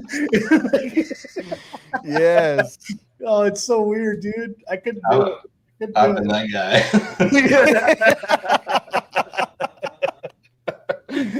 Holy shit. Nothing makes me happier than a Saturday morning when I'm on my way to somewhere I want to get to and I'm running a little late and there's a group of those, just sharing the road. Sharing the road the best way they know how. Yeah. By not sharing the fucking road. That's the best on a Saturday morning. The best. So, Frank, are you willing to stick around? We're going to open up the phone lines for a minute and yeah, let's do it. See if anybody calls in. Every now and then we get a good caller that actually has a real good question. Levi's probably ringing in now. We'll see. He has been very vocal tonight, for sure. Yes, he's been on it, for sure. Looks like we got TJ Bradley in here. No way. Yes. Yes, sir. No way. I don't know if we're going to have to let Levi call in because he just said Blink-180 Boot is the best punk band ever. Because he's smart and he's a good dude. He understands shit. Well, TJ also said they're punk for high school girls. Whatever he says doesn't matter because it's unlegit. When TJ Bradley speaks, no one listens. Oh. Whew, heavy. Now's the time. I hope that our phone number works though, because for those who don't know, we bought a Skype number years ago for these live call-ins, and then now Teams is taking over Skype, and I don't know what day it was supposed to go away. Dude, Teams can. Frank, one last question. Root or boot? Teams. Root. Root? Yeah, we use it at work, and it's pretty flawless for us, honestly. I mean, inside your organization, at least. Yeah. A little clunky when you're trying to go across organizations, but I hate it as a field guy because my managers no answer. They'll be texting me. We'll be going texting back and forth, and they're like, "Let's switch over to Teams." I'm just like, "Why? We're texting right now. I don't need to do that. It doesn't make any sense to me." Yeah, I have it up on my one screen in Outlook and one screen in Teams, and we're just making it happen. Levi, we're working on it. We were trying our best not to have any technical difficulties tonight. And I'm hoping that this isn't one. He was trying to call, though. Yeah, right. So you got no answer. Phone line's broken. What does it say? He's got a pretty big race coming up. I'm pretty stoked for it. I heard a rumor. Let's hear it. That he's got a big race coming up. Yeah. It's going to be the first mega race at the Drake Raceway since he opened it up. I thought you were talking about a real rumor. You got any? Come on. Can you share us why don't you give us three things, 2 are fake, 1 are real, and we don't know what they are. Oof. Yeah. I maybe could have done that before they put the director role on there, but now I might get when he was just the assistant director of surface program management. Damn it. I'll get that right one day. I have to set a good example for the team, right? Yes. Yeah. I don't know. This is a podcast. We don't really care. And Chase, it's surface, not service. I know. That's where, if you could see my writing, it doesn't make it any easier. Oh, you wrote it down? Yes. Oh, okay. That makes more sense. Look, I didn't have no space for the management. It's just falling off the end over here. Wait. See that? Try and read that. Yeah. Yeah, it's bad. I'm left-handed, man. Never been good. Are we me too. over there? We're the only ones in our right mind, dude. And what I learned when I was a kid, one of my teachers told me, it's everybody's born right-handed and certain individuals overcome it. Nice. I like that. I think we're the most omni appendage people as left-handed dudes. Because I use my right hand a ton. and a lot of right-handed people can't use their left for anything. So I write left-handed, I eat left-handed, and I wrench left-handed. What I would call like fine motor skill stuff. But if I'm throwing a ball, kicking a ball, doing it, it's all right-handed. Oh, wow. You're a switchy. So, I do everything. How am I a doctor? I don't know. I was trying to figure out these problems, and now I'm coming back to comments that you're a doctor. What did you just tell all of our I listeners? just said, scribble. yeah. Dr. Oh, Henry. that's where it's Oh, coming from. okay. Okay. That Or makes it's sense. just I was making Good some job, assumptions. Jason. So Yeah, I do Jason- everything left-handed. Jason said that you, Frank, that you know him pretty well. Yeah, we used to race. He used to live in Southern California and Bakersfield. And when I was racing all the indoor carpet oval, he was at the track every day. I was there, and we spent quite a bit of time together. There's like 5 or 6 of us that were running the fast classes there and hanging out. And then he moved to dirt oval, and we did some dirt oval racing together. And yeah, I've known Jay a while. All right, so be honest. How good was he at carpet oval? He was pretty fast. Like, it took me when I showed up. All right, stop. I can't have him coming in on Thursday with a big head. Fuck it. I didn't mean to ask that question. All right. Erase that from your memory. I mean, I don't ever remember him winning. Yeah, that's what I wanted to hear right But he there. was There you quick. go. That's the answer we were looking for. There's a guy there. So you know the finish line on-road track that they have in Bakersfield, right? That they just had the Worlds at. Yep. So David Mayhew, he owns that, and he's probably the most talented person I've ever met. The guy used to race, NASCAR, Truck Series, and Busch races, and K&N for Kevin Harvick. He won a bunch of those races. He decides he wants to race RC cars. Second year he's racing, goes to Snowbirds, wins pro mod. 13.5, like just kind of wrecks everything. And anyways, I don't think I can count on one hand how many times he got beat at that track. I mean, he just won every week. So there wasn't a lot of people sounds that fun. was there. It doesn't sound like Jason Hastings, which is great. That's what I like the most. A go Broncos. Thank you, Jason. Thanks for chiming in. For anyone that isn't a stick and ball guy, NFL starts this week, and this is the best week of the year for me. I love NFL football. I love college ball too, but the Broncos play Sunday, and I cannot wait. So I don't care if you care or don't care. I don't care. I care about Broncos football. So happy days. Go Broncos. Have we figured this shit out yet? All right. Somebody call back. All right, Levi, try and give us another call back. here. He thinks that he's got it back working. Let's see. Yeah, we can get this sick cross plug in. And Jason talk to says Levi. Too late. You already said that he was good, so that's fucked. There goes Thursday for me. There goes the Thank you. neighborhood. It's over now. Appreciate that, Frank. Thought we were boys.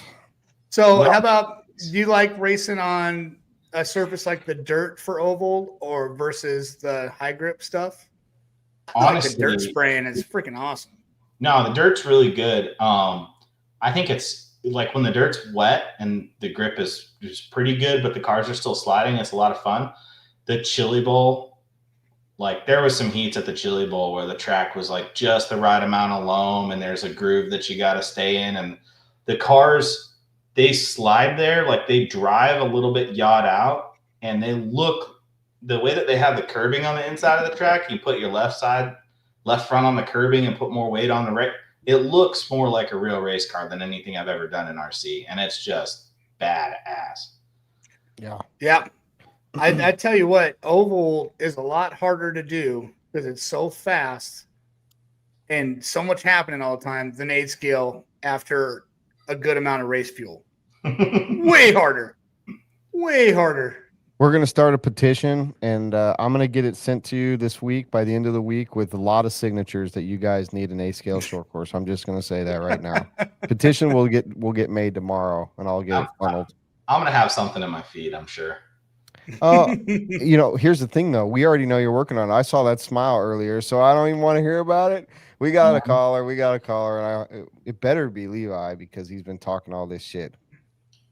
All right, caller, you're on the air. Sadly, this is not Levi. Oh, so Stat Man. I know that voice. Batman, what's up, dude? Not much.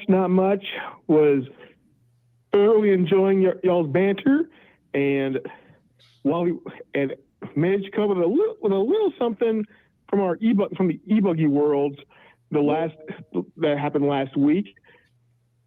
There were 7 different manufacturers in the A main at the e-buggy world last week. 7 different manufacturers were in the A main. 9 and of the 13 cars in the A main, 9 of them ran hot race tires. Wow. Interesting stat. And technically, if you want to get super technical, there was 8, but they're saying the Schumacher cars were X-ray cars, so I take that with a grain of salt, I guess. But 7 different manufacturers in the A main at the e-buggy worlds last week. Wow. Well, that goes back to what we were talking about earlier. By the way, Go ahead. I was going to say, by the way, I completely agree with merging the e-buggy and the nitro buggy worlds into one event. I think that'd be a lot of fun. What needs to happen, because it's going to get too expensive, and that's not just for one team. That's for all teams. I don't see this as a sustainable model by any means. Not in this industry. This industry is already hurting enough. So, yeah, good stats, man. Thank you. You got any questions for Mr. Root?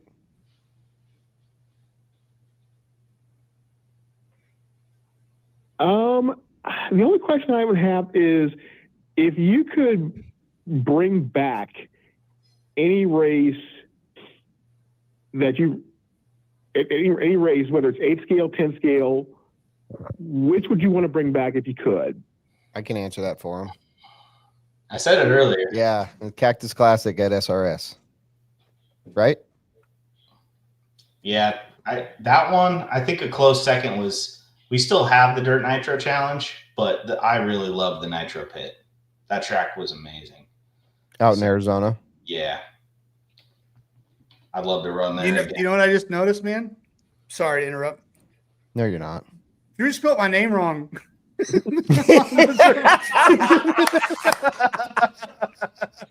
That's awesome. Son of a bitch. All right. Yeah, but he didn't spell your face wrong, so it's all good, no, dude. It's great. Hey, you know what though? Now you can run it. Yeah, exactly. Oh, that's funny.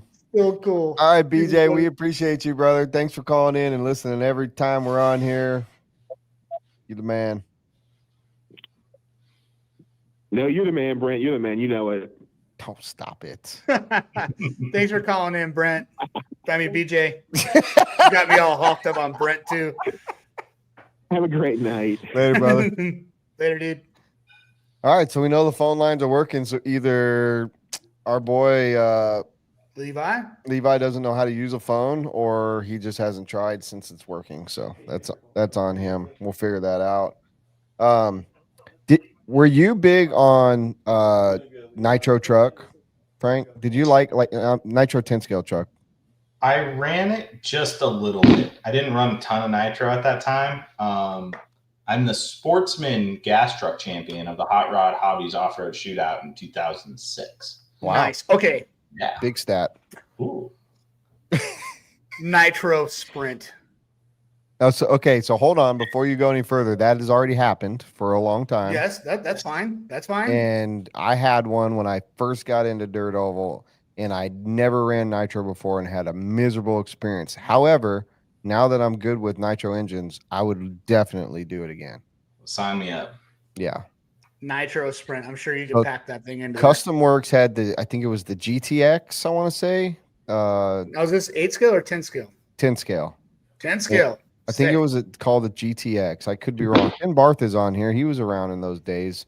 But anybody that knows, that was I wish that the technology was as good when I had mine as it is right now. I probably would have enjoyed it more. But yeah, that when Tony Stewart got involved, as Josh Murphy was saying, it was big. It was real big for a little while. Dirt Oval, the Nitro sprint car was awesome. So I think We they're had called GTX. We had a bunch of guys when I raced it. I used to club race at SRS because I lived in Phoenix. We had a bunch of guys that would get done at SRS on a Saturday and run over to a track off called 35th Avenue in Scottsdale. And they would go run Dirt Oval. Billy Fisher and Chris Wheeler and those guys, they would all run over there. I never got into it, but man, it looked like fun. I got to go out and watch them a couple of times and just hang out. They used to run these chassis, like tube chassis that were made out of Phoenix called Klein chassis. So yeah, I'm down All for right, that. dude. So we got 2 things for you to bring to the board meeting tomorrow morning. 8 No, scale short course. one of them's already and there. Nitro 22S Sprint. Listen, I know for a fact they're already talking about A scale short course. And by the way, Anthony Scott says, what is the goal number of sales for a new kit?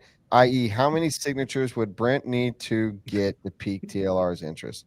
I've already piqued your interest because I see the smiles. Yeah. The big thing is, what's it how going many to do you take need for to it to sell? happen? How many do you need to sell?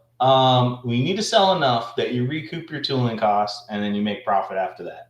All right, so send me a confidential email on the kit number, and I will get certified signatures for people that will order that many kits. There you go.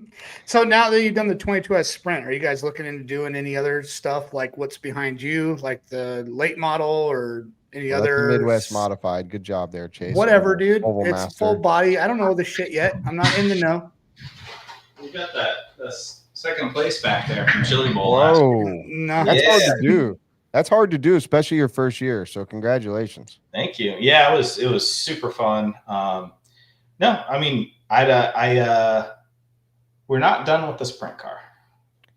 GJ Sweet. says he'll order an A scale short course. I mean, I am already getting sales for TLR, a full competitor of my brand. I don't know why I'm not advocating for us to make one, but whatever. All right, we got a caller. We've kept them holding on long enough. Bring in that caller, Robert. All right, caller, you're on the air. I hope I remember the question I have. Write it down, dude. Oh my God, took you guys long enough. Dude, you Jesus figured Christ. out how to use the phone. Congratulations. Round of applause for Levi, dude. Yeah. Oh my God. Hell yeah. Where do I file a complaint with management? Right here.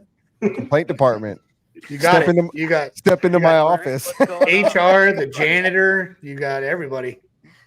Remember the step into my office at Uh, DNC 3 years ago? Big time. What's going on? What up, dude? Are you getting excited for Brent, your how's big it old going? freaking race? Going good, Levi. I'll be excited if Frank says he's coming next week. I wish I could. Ooh. I really wanted to. I was actually looking at the schedule and the format, and I can't take that much time off work right now. But otherwise, I would have been there for sure. Well, what schedule are you looking at? It's changed like 3 times in the last couple of days. So Yeah, send me the what new schedule are you one. looking at? Yeah, send me the new one. I'll check What it out. class are you trying to run? What's Well, that? we want to get you at least nitro buggy or something. You know, we got to get you out there. All right. I got to see if you can still wheel a car like you did 7-8 years ago. Last time I raced you. It's been a minute. It's All I been know a is long time. It'll So finally what- feel like Old Thunder Alley again with Levi building some layouts out there.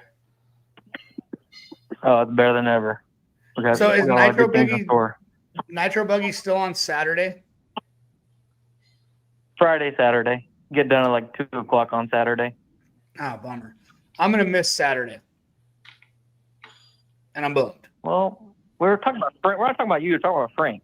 So Yeah. different. Dude, Yeah, way to butt Yeah. in this conversation, Chase.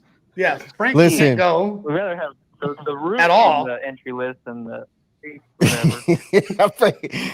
So, Levi, you got to understand, all Chase cares about is sprint car and those new servos without his name spelled right. So, Dude, we put his logo on the flyer for nothing. We put his logo on everything. He should come in for a celebrity guest. he'll be Yeah. there.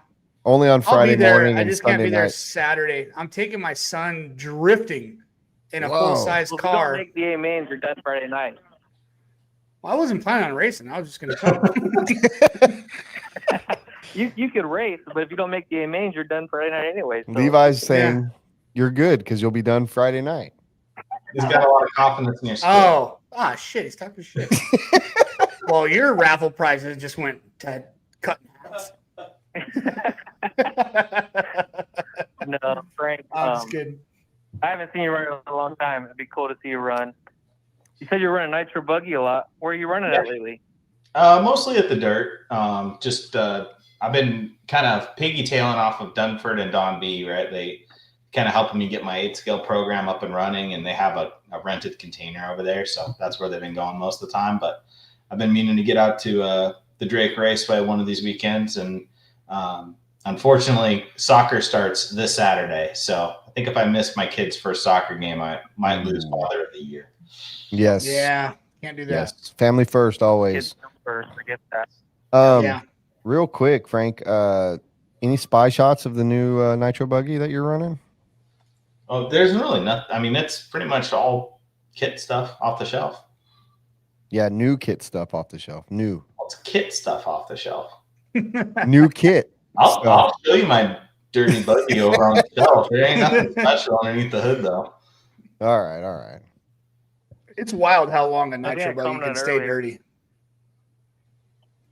Does not having a factory driver hurt Horizon sales on 8-scale, or is it kind of, it hasn't mattered really? I would say that it matters less than how many drivers we've gained from the RTRs. Yeah, the investment isn't worth. Yeah, the return isn't worth the investment really. Yeah, there's definitely a, we used to feel years ago a little bit of the what wins on Sunday sells on Monday, but the last, I don't know, since COVID, like we haven't seen the numbers reflect that the same as it used to. So I think for us, as an RC racing community, none of us are going to be that successful if we gain market share in a dwindling market. The thing that we can do to affect sales the most is to grow the market. So that's where we're putting our focus. And, if we still had Dakotah, let's say, and he had won a handful of races this year, it wouldn't really help grow the market. It might get us another 5% of market share, but it's not going to really move the needle the way that we need to. So that's why we're focusing on, the RTRs and the 22S sprint car. It's probably gotten a lot of people into the hobby the last handful of months, and the Losi NASCAR last year, and just keep focusing on that stuff, and then growing our grassroots race team and having local representation. And I think that'll be the best way forward. Nice. Yeah. Adding 8-scale short course. So. Fuck yeah. My dude. You're Is gonna it nitro or electric? What's the most popular though? I think it's probably nitro, right? Would be the most popular 8-scale short course. I hope so. Sorry, Levi, you gonna sign my petition? I will sign it 100 times. Fuck yeah. See, If we can eliminate Frank, I'm trying to tell you buggy, something, though, trucking, dude. There's 2 classes. There you go. We're good to go. there is a specific part of the market that everyone is missing, and even though AE and whoever has tried this in the past, it was done wrong. It wasn't right. This is the time. The time is now. The time. Hey, just so you know, a signature on the petition is a sales order. Exactly. I've already said I'm. Sign that thing 100 times, man. That might get a little. You open a distributorship, or Hell yeah, why not? So Brent, how come you haven't done We this go with full on S-Works? eight-star, How come we're not big beating on cross, those and Swiss's have all doors this or wherever they're from? How do you know I'm not? Okay. I don't think you are. I I think we think just gotta put them on a gate. We gotta put them at Sick Cross on a gate and see how they adapt. oh, even better. Be Full so send. fun. Full on Damn. short course. Make 12 of them. Let's do a trial run. You know the Got a the week. You got a week to do this, by the way. the RCGP at Badlands is circling right now. I guess Keenan or whoever, they posted it with the gate start that we did out there, and gate starts need to come back, man. They need to definitely come back. You guys haven't seen gate starts until you go to Sick Cross. I mean, I'm telling you, what we did for it, what is it, 7 years ago is the last one I did it.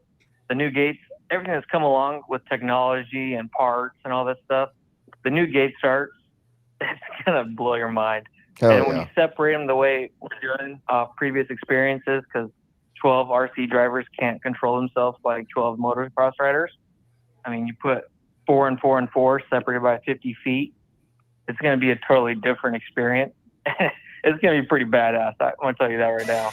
Yeah, I saw Hell that in your flat layout picture, how that was going to be separated, and that looks really cool. Looks like it's going to work. I'm excited to see it work. Yeah, last time we did it, we had all 12 cars on the same starting line. You pulling it was up, Frank? Chaos in the first corner. I'm looking for it. Whoever made it to the first corner was the best. And after 7 years of sleeping on it, I finally feel like I'm gonna separate them. 4 and 4. Qualifying matters. You get gate picks still. LCQs matter. Being bump ups matter. Like all this matters. Like it's gonna be pretty cool to see them separated the way we're doing it. So it still matters going into the main event. Robert, That's awesome, man. I'm sending you this the flat layout like Chase was just saying, so we can show it. I like that in your post. You're like, don't worry, everybody. There will be some jumps. Don't worry, it won't be Euro style. Yeah. Well, and I mean, for anybody who's never been out to the Drake Raceway, formerly Thunder Alley, I mean, when you talk about elevation change in an RC layout, like that's the track that you should probably think about. It's so sick. That's a great track. I've been there a few times from out here, and that track has always had a lot of elevation and just style to it. It's just a cool place. It's so wild. It's the closest thing we get Euro style. The Euros, they have a lot more elevations because they build it kind of on a hill and they don't change it for a year. But like Thunder Alley, we're changing it every 3 to 4 months, really. We're changing the layout. So we're trying to accommodate the hills and all that to make sure we utilize them the most we can. Like we just go up and down a hill once or twice. Like you're wasting what the potential of the track is. Like you have to go up and down at least 3 or 4 times, otherwise it's pointless. Yeah. No, it looks sick. We're showing it right now. I don't know if you can see it, but we're showing the layout, and yeah, it looks really cool, man. The way you've got the. I'll have to rewatch it. I like how there's an S, like a patented S for sit cross. Hell yeah, there is. Right in the middle. So I started drawing the starting gates, and then I started drawing circles. Like I told Adam, we could put an integrated dirt oval in if you want to. He was like, no. Yeah, right there. Yeah. I got 2 dirt ovals. You can do a figure 8 if you want to. Like, come on, we can make it work. You know the dudes that race those like flat track bikes, and like I don't know if they still do it, but every once in a while they'd have a track with a little jump in it. Like nothing called crazy. TT. It's called TT. Is it? Yeah. Could you imagine running sprint with just a little something where you get come on, get the fuck inches out of here, dude. Couple inches of air. You're killing the TT. Really handle. You're gonna kill the purity of sprint car Okay, racing. never Just mind. get Never out of mind. here. We'll do that for the dirt bikes. Frank, stop this man before he kills himself on this stuff. This is not what it's supposed to be. Supermoto, we're gonna do a super dirt oval. Is what we're gonna call it. Dude, you could have a supermoto race, man, and you Supermoto can dirt have the oval, and then have them go out into the parking lot and run a road course and come back into the man. There's not enough tequila in this office right now to get me to even think about liking what you're talking about. All right. All right. Ultra the cooler.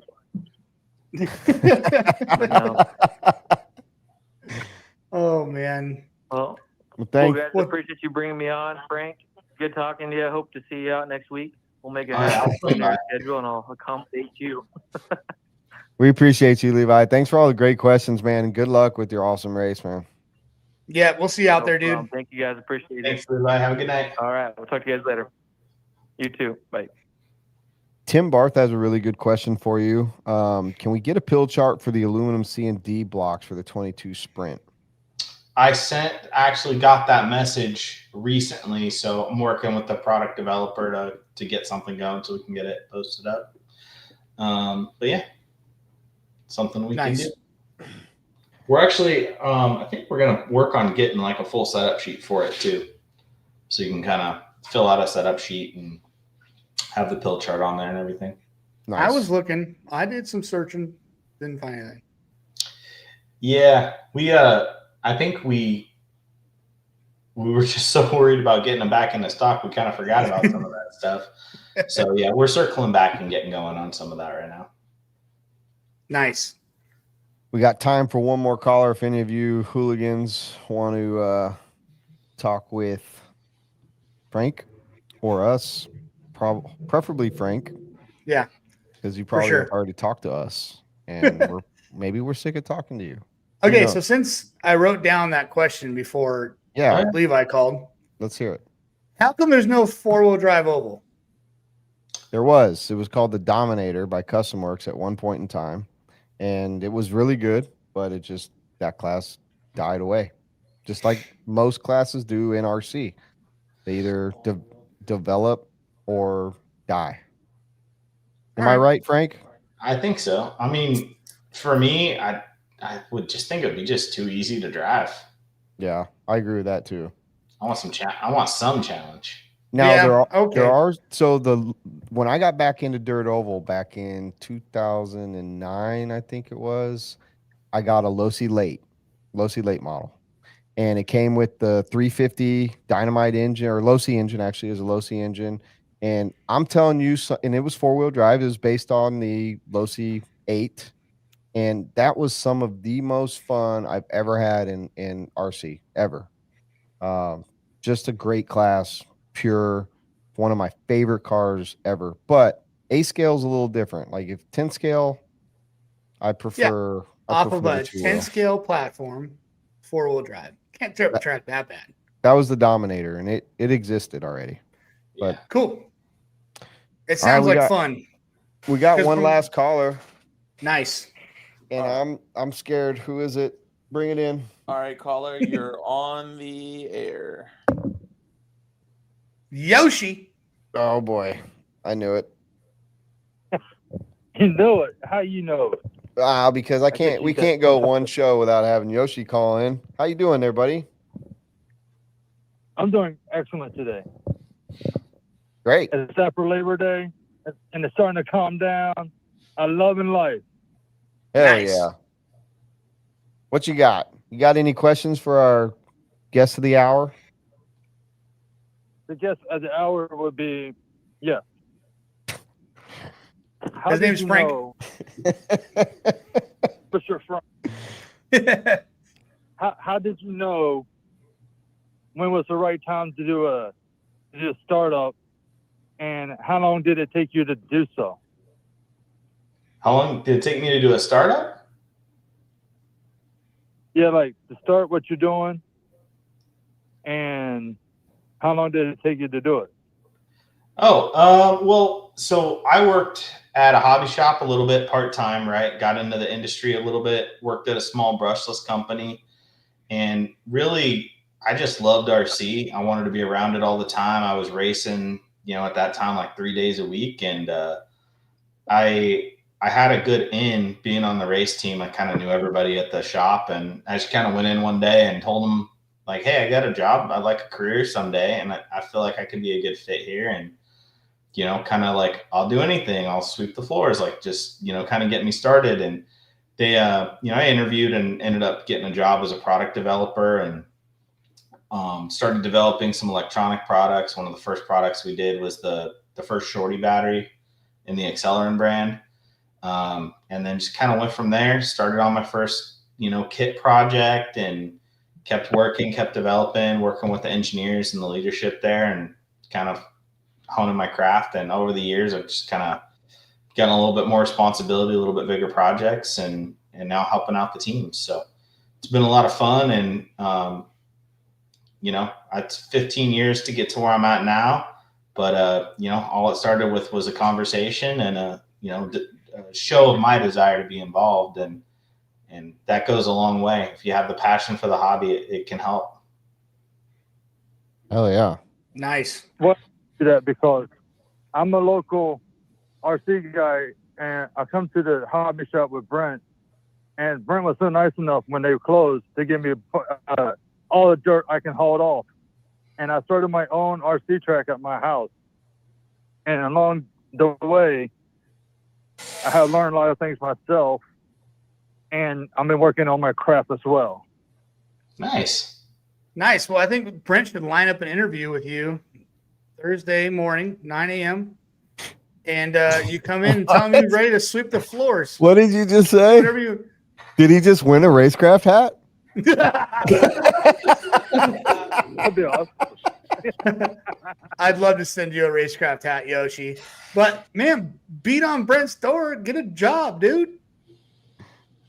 He's got a job. He doesn't Hey, need a come job. He wants to have a track. No. I'm doing my own track. Yeah, and he's got the best dirt in the East Coast. There you go. That's where you start. Now you just got to start grinding. Don't forget, Thursday, 9 a.m. Oh shit! All Go right. in and talk to Brent. You could put me as a reference. That's fine. All right, It'll work. Yoshi, love you, man. It's always good to hear from you. I look forward to more videos that you send me. I get great videos from Yoshi on a regular basis, and I'm looking forward to some more of your track videos. Yeah, definitely. All right, buddy. All right, you guys have a good night. You too. You too. All right. Levi Thursday. Levi I'll be on the Levi Zoom. is definitely an avid listener because Yeah. he knows it was one trunk load in his Honda Civic at a time. So fuck yeah, Yoshi. Thank Pretty you. badass. All right, one last question before you go, Frank, because it is 11 and we've kept you and we appreciate all your time. From RC Vintage, best TLL driver you ever had the opportunity to work with. TLR, I should have said, not like TRL. That's Total Request Live MTV. Most of you guys are too young to remember that. TLR. Carson Daly. I would say Dakotah. I mean, I think he's definitely the most talented. I think that kind of goes probably without saying. But he was just really good as a tester. He came into things with a really open mind, and you could really see like how things were working on the car with him. And, he also helped us realize some of our best results and, kind of got to see what he could do with the cars and take them to the best performance. So, and we had a good friendship. I mean, I don't think we got in an argument maybe one or two times in, 12, 13 years of working together. So, Dakotah was great. Obviously, we had lots of great team drivers throughout the years. I really enjoyed working with Dustin and Mayfield and Tater and, kind of too many to name. But if I had to pick one, I'd say Dakotah. Nice. He's definitely a gentleman and a scholar. That man is all about some RC cars for sure, and great dude to work with. Well, Frank, thank you. Thank you for your time. Thank you for all the insight, and thank you for developing this A-scale short course truck at TLR. We can't wait for it to come out. We will be sending that petition at some point this week. I do have your email now. Thank you. There you go. And but man, it's been great, and we appreciate all the insight, all the time you've given us, and hope that you're not dumber tomorrow from listening to us talk. Sometimes I feel like I am dumber the next day from listening to myself and Chase talk. So, but good times, man. Thank you very much. Thanks for having me on. It's really great what you guys got going on here and what you're doing for the industry. So keep it up, and we'll be listening in. Right on, dude. Thanks again. I'll see you at the track for sure. All right. Later. All right, Frank. Bye. Have a good night, bud. All right, dude. Dude, good There's show, another man. one. Great insight. It's another one. And, A lot. I was thinking when we were halfway through there and we took that pee break and I was just there pissing away, I was thinking, you know what? We got to be getting close to 100 episodes. And if we are, we better start thinking about what the hell we're going to give away, because more than hats there, smart ass. Like, we got to figure out what 100th episode is worthy of giving away. But I don't even know. Maybe We could one be of at- these we could be at certified 50. I don't even chasing know. Ehrlich servos. I got is that really what it says? It's well, my last name's Ehrlich, and this is Enrlich. Well, why don't, as Joshua Murphy says, why don't we give away some Nitro Pro Servies? We got the I best love it. listeners. I love it. You dude. can We got- you can barely tell. The N looks almost like an H. So Oh my I'm gosh. gonna say it's good. He was That's close. so funny. Man, Oh. it's been a whole lifelong battle with this last name. It is what it is. I'm pretty sure that when I had you on the podcast, I spelled your name wrong in the title. I had to go back and redo everything because I spelled it wrong too. It's a I messed spelled it up with last name. It's hard. I spelled it with a U. So Ehrlich. Ehrlich. Yeah. Yeah, it's a tough name, dude. Well, thank you guys again. Keep us, you guys keep us coming back. We'll, it doesn't matter if there's only 5 of you. We love you all.